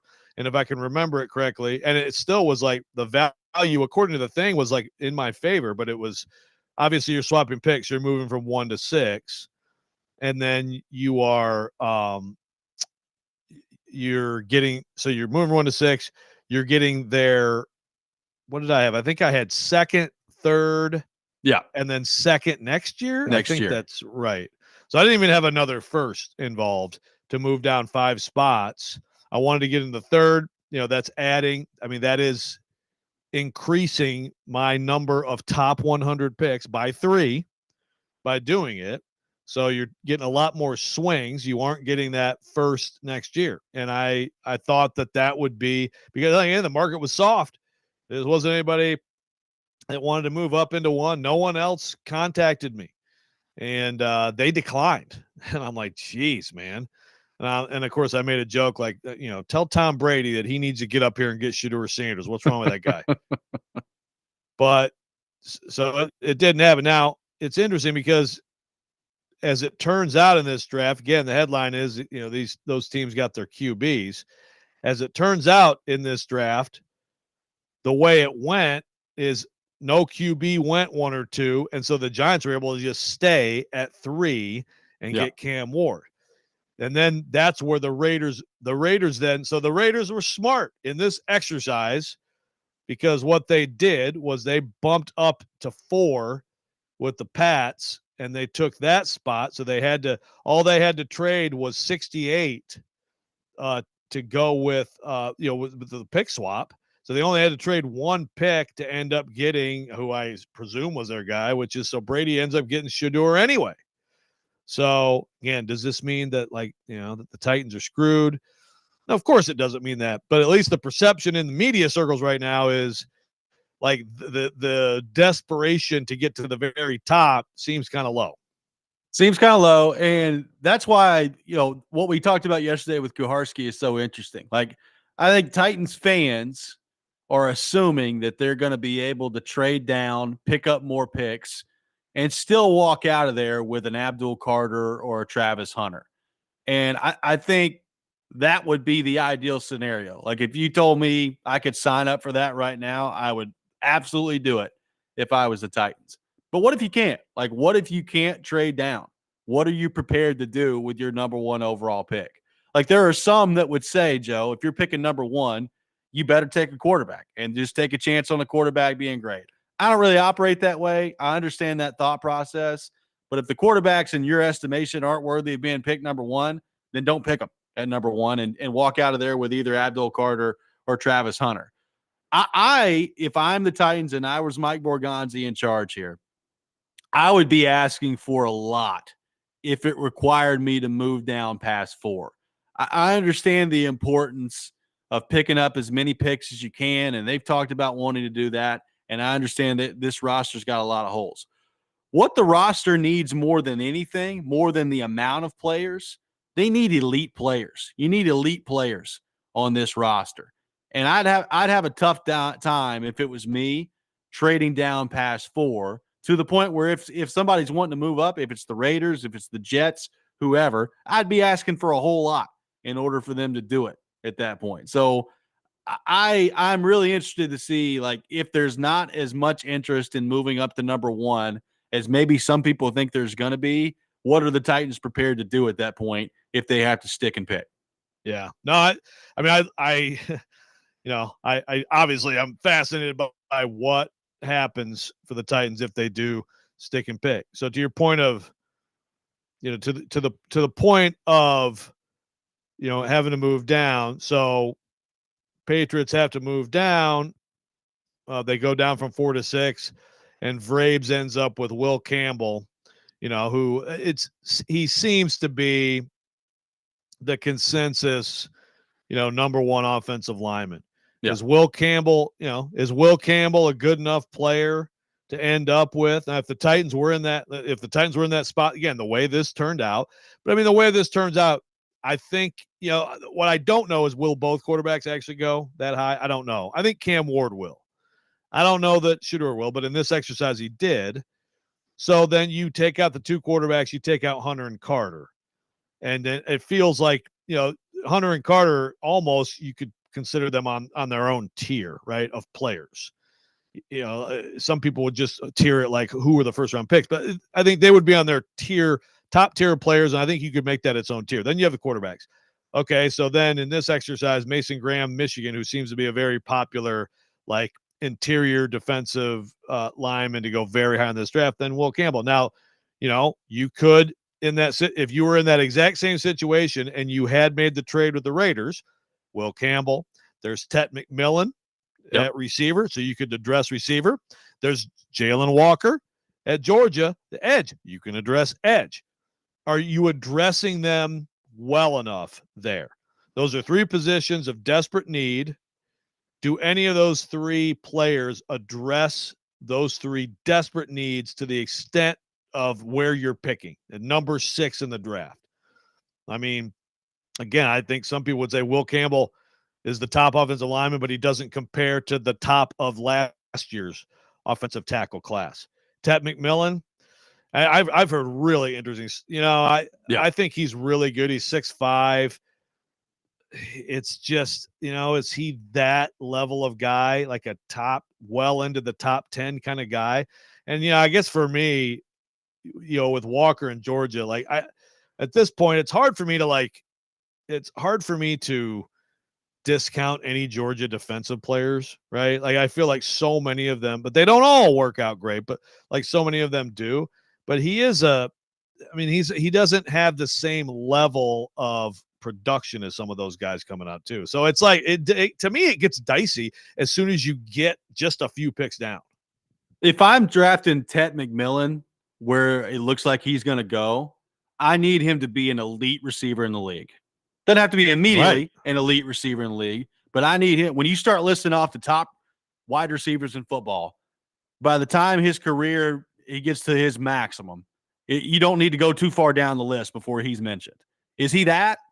I don't know. Like, I think he's got a chance to be pretty good. Is he an elite of the elite wide receiver prospect? I have my doubts about that. I do too. Like, I think he's going to be good, really good. I think he's going to be a real good player in this league. I think he can be someone's number one receiver. But, right, when you're going there, you've got to be like a massive difference maker in this league. And that's where, I think it gets really questionable to move down. Like, it's almost to the point where I would prefer, like, I totally agree with you on don't move down past 4. If you're going to, I'd almost prefer to move down to 20 and get a bunch of picks and get a lot of the same kind of level of player. That's where, just to have more swings at it and just more really good players. But I think that like 6 to 12 range is like, it just seems like there's a pretty big drop off. 615-737-1025, our phone number. We'll have more on Rexrode's mock draft exercise coming up next, what he learned in that process, how it could affect the Titans moving forward. This is Robby and Rexrode, 1025-1063, The Game.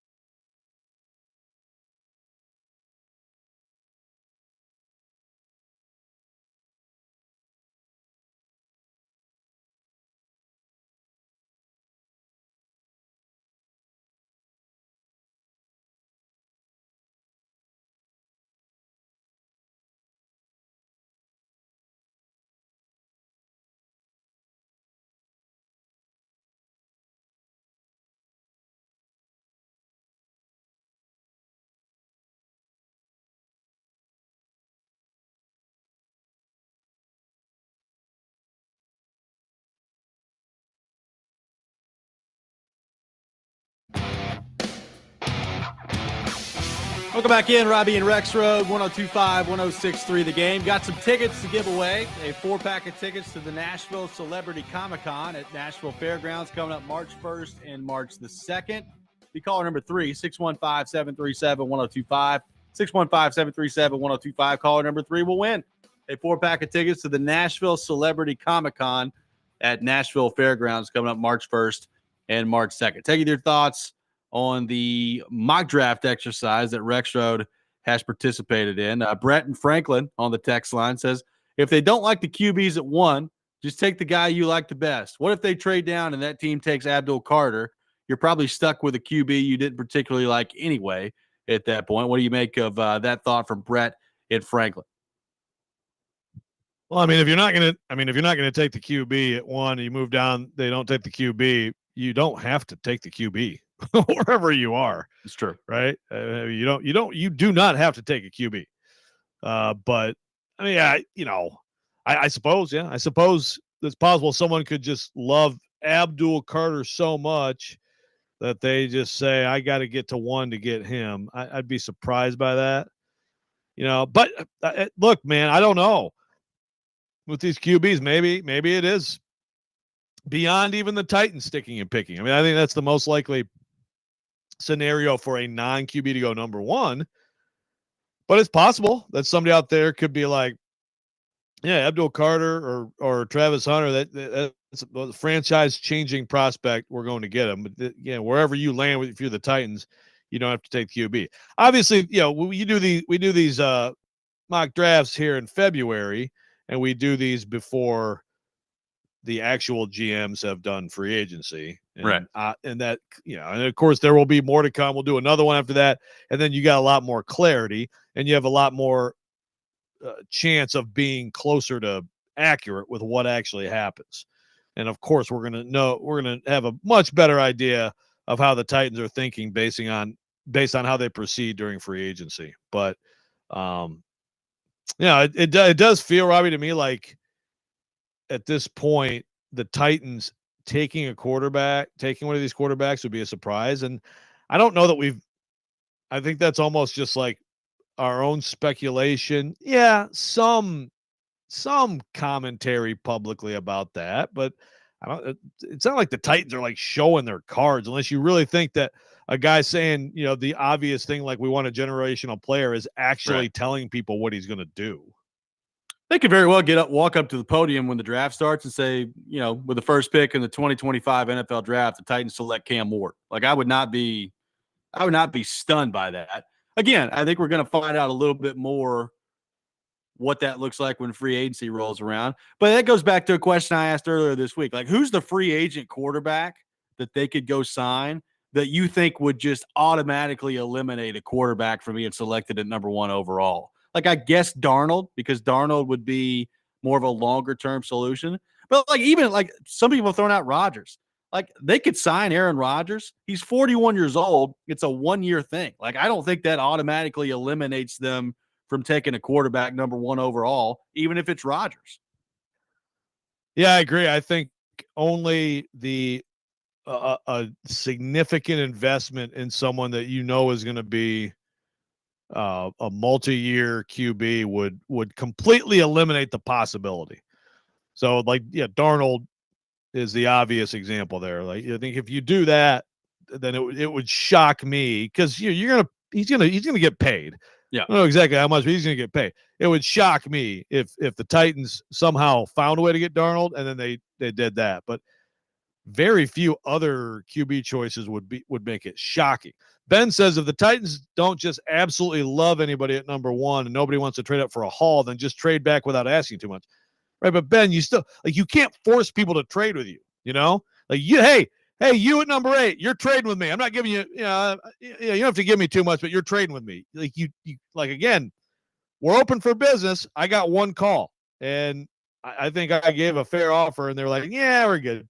So you cannot make people, you can't just trade back. Someone still has to want to give you something. I mean, unless you want to just be like, hey, would anybody just like this pick? Here, this is a savings similar to Traylon Burks' cap savings. Would you like that? You can just have the number 1 pick. Let's just trade the picks. Whatever. We like you a lot. Here, we'll take 7. You take 1.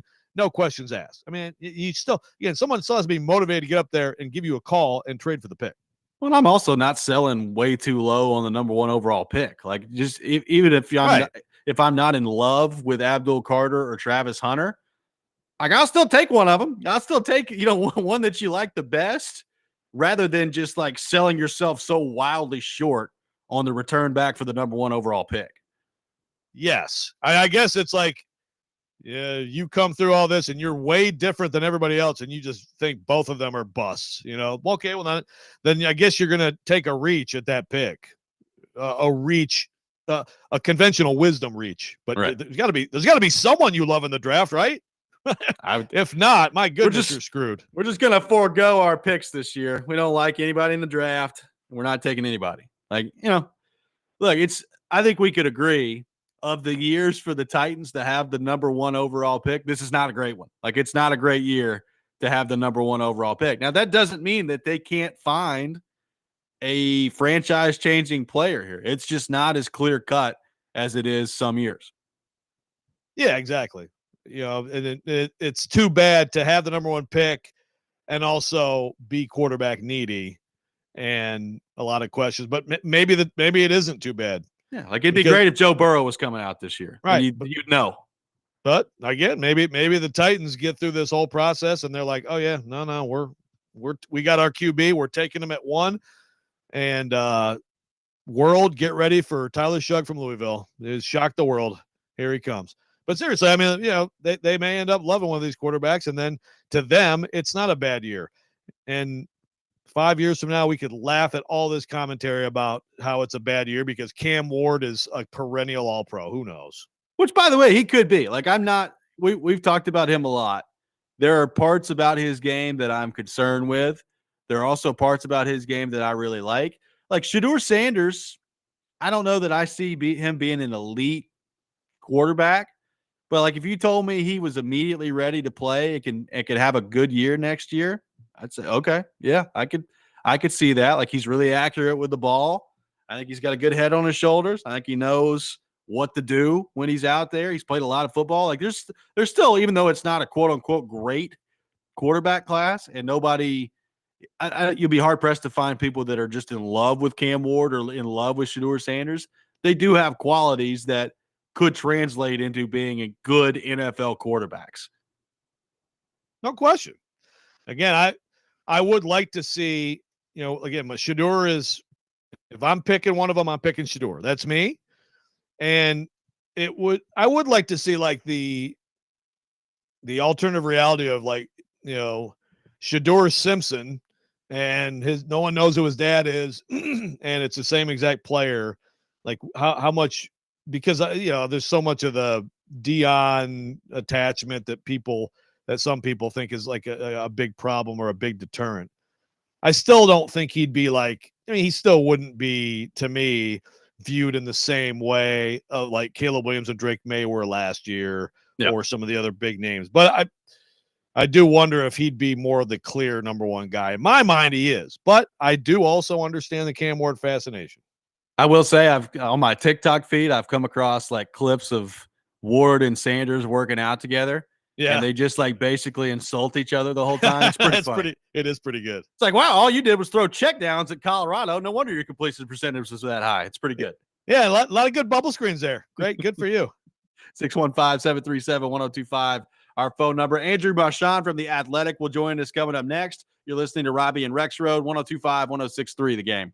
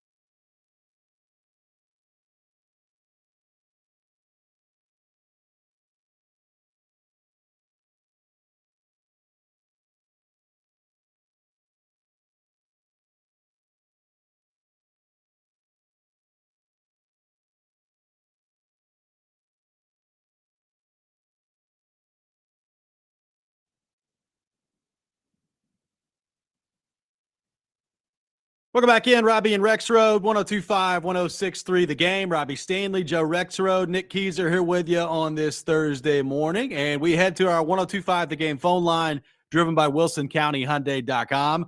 And welcome in Andrew Marchand, who covers sports media for The Athletic. Andrew, good morning. How are you? I'm well. How are you guys doing?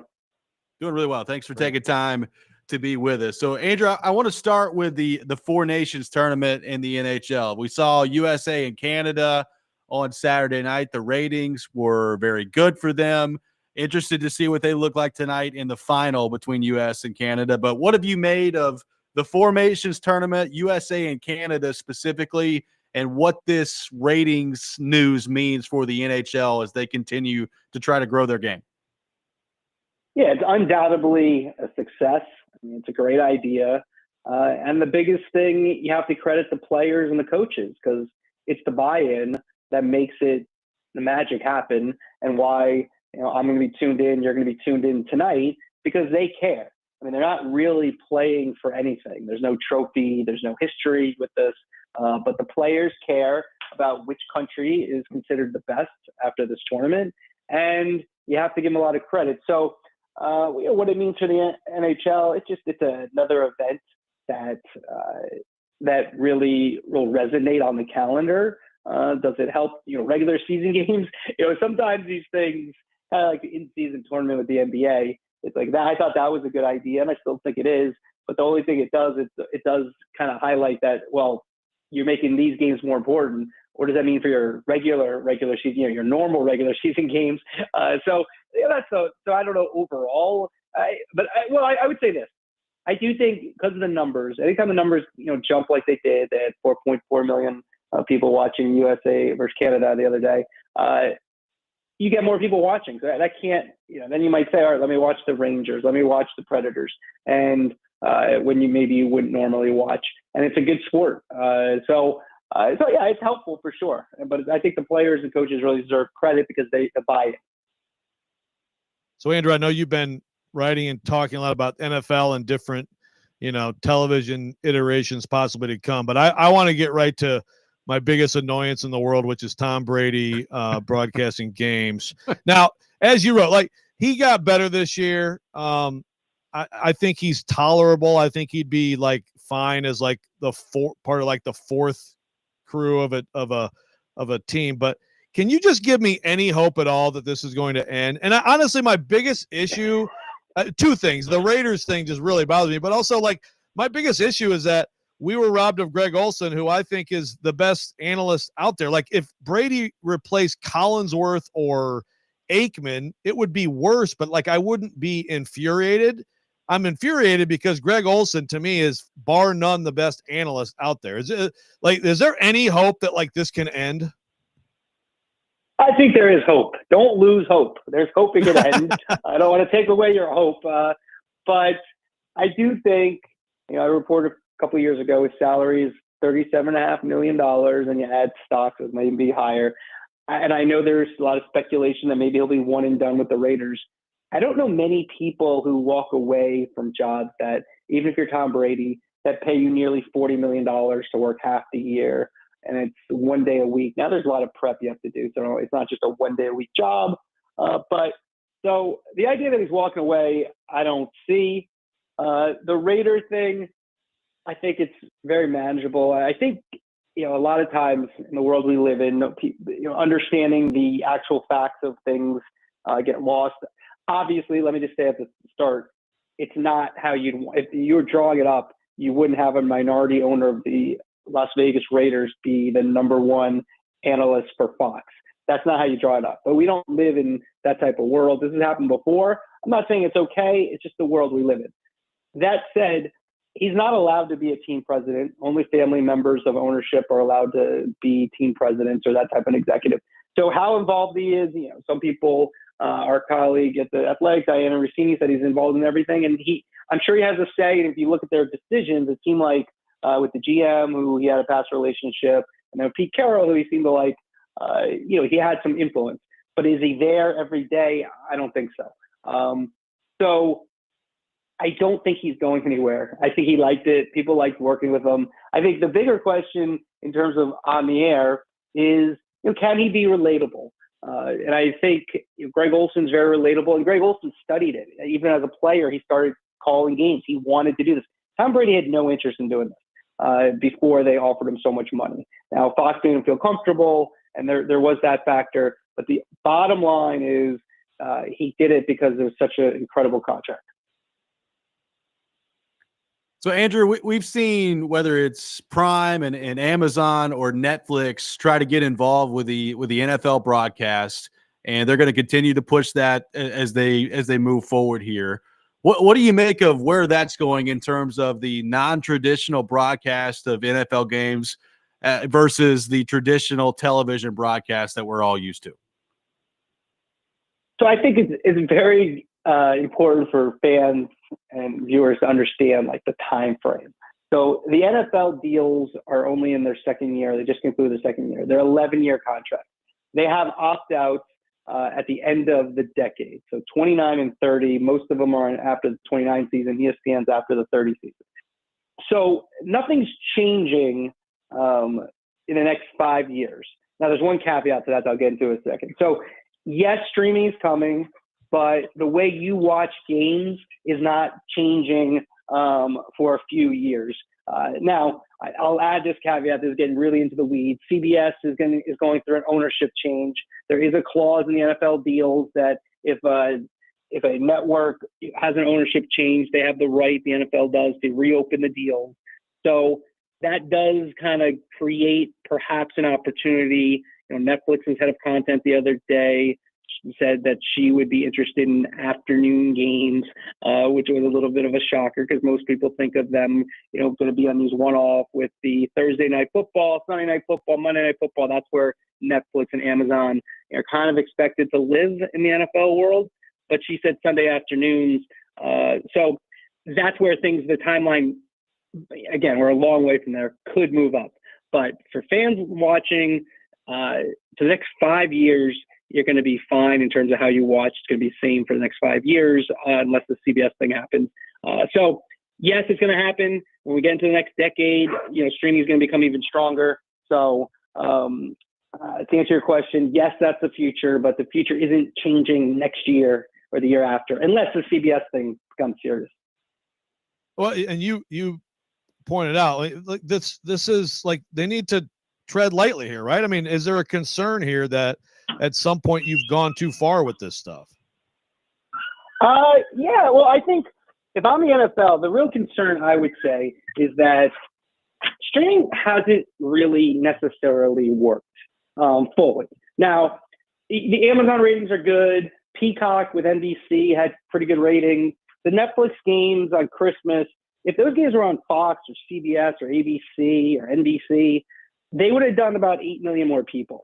And I do think that this is a business part of it, is that if you're the NFL and you go all in on streaming, and of course, all these places, Amazon, Netflix, Google, YouTube, to get involved, they have endless money.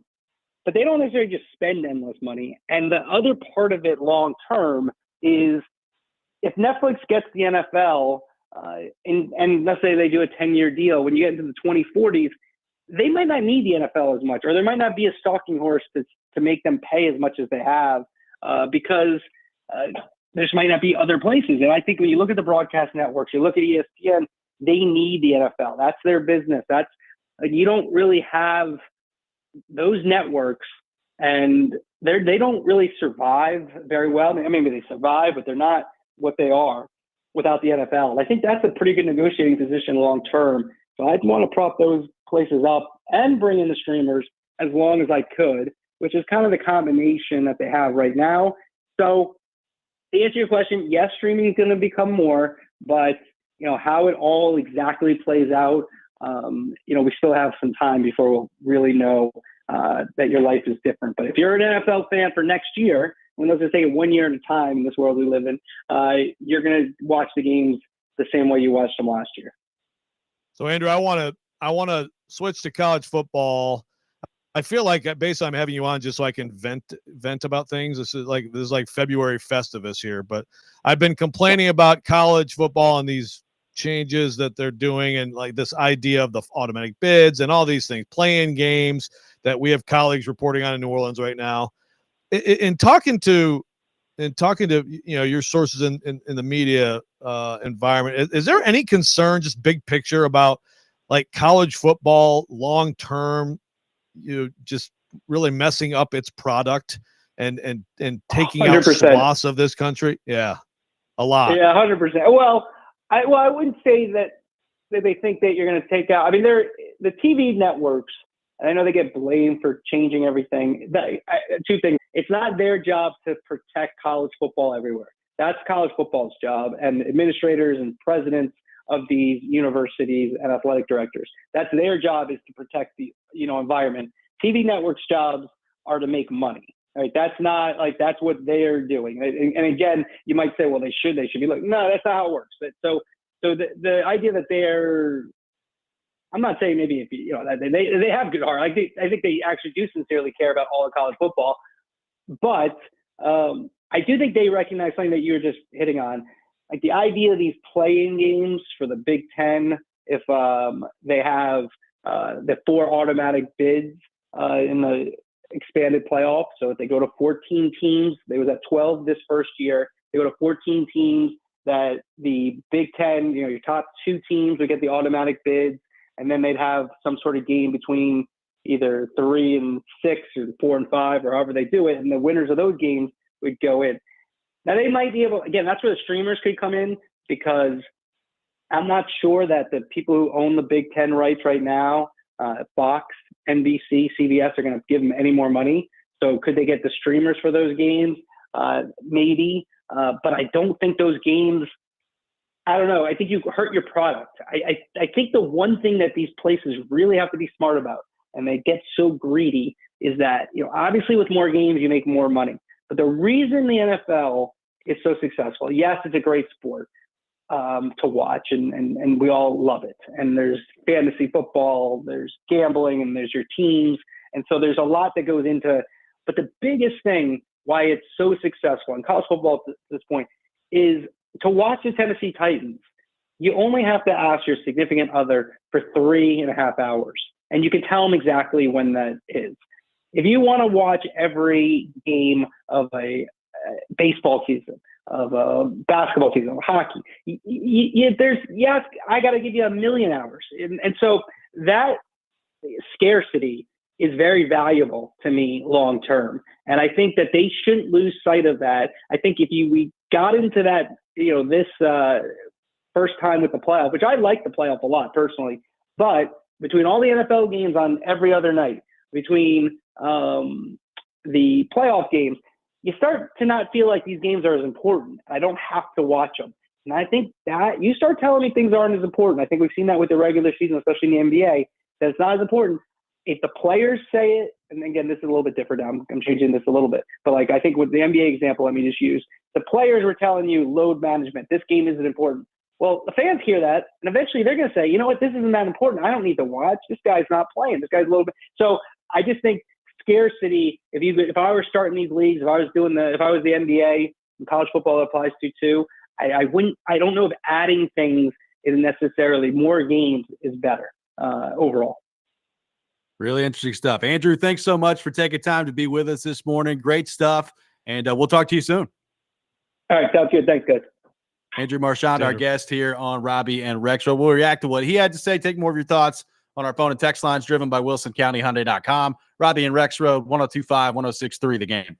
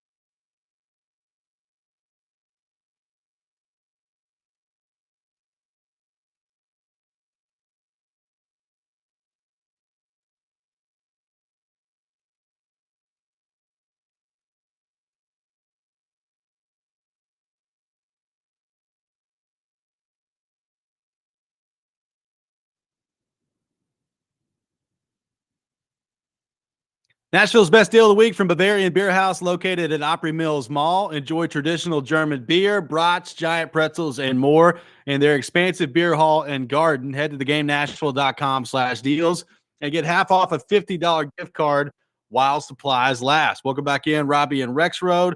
Brought to you by First Horizon, big bank muscle, small bank hustle. Visit firsthorizon.com/get-it-all. Live from our Busy Bee Plumbing, Heating, and Air Conditioning Game Nashville studios. Home with a $99 yearly Beehive membership where the buzz is always about great service. Thanks to Andrew Marchand for being with us in the last segment. Joe, it didn't sound like Tom Brady's going anywhere anytime soon, so get used to it, baby. Buckle up. A lot of Brady on the broadcast in the future.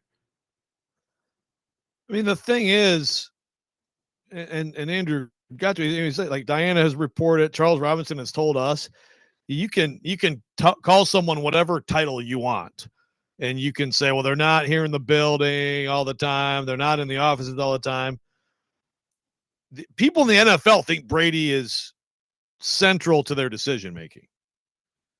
So are they just all like Brady haters who are just guessing that and telling people that? Or is there substance to that? And if there's substance to that, I think it's ridiculous. I think it's absolutely insane.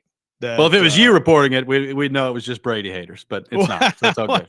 Yeah, I'm just I mean, I don't know, man. I'm just saying, like, if that's true, if what people around the league think is true, I don't see how it can be allowed to happen. But Roger Goodell's just like, oh yeah, everything's fine. We're good. We love Tom Brady. Let him do whatever he wants. So, and then the stuff there from Andrew on, I mean, I'm glad, on college football. First of all, it's a very good point to make, to distinguish. I mean, the TV people that they're going to be TV people. Yeah, you can't. We always blame TV people. I mean, they have too much power. They have too much influence, but you can't expect them to not be what they are, to not do what they do. What you can hope for and expect and wish for is that someone in the actual athletics realm would stand up and say, hey, guys, we're absolutely driving this train off the tracks. What are we doing? Right. But, no, instead, the Sankey and Petiti, the Big Ten SEC are just like, oh, let's just see how much we can get. Let's just help ourselves as much as we can help ourselves right now. Cash in, baby. Cash those chips in. And it's going to be a problem. And I'm glad to hear Andrew say that, like, the big picture industry feeling is, yeah, this could be bad. I'd never thought of it in those terms, like the scarcity of product and sort of like, the idea of even like, in the NFL, you can kind of set your clock one time a week for 3 hours. You're watching your team or whatever, or, maybe on Sunday you're watching more than that, but there is something to that too. And to having too much inventory. That's going to do it for us today here on the program. U.S. and Canada coming up tonight. Can't wait for it. Chasing Big Joe up next. You're listening to 102.5, 106.3 The Game.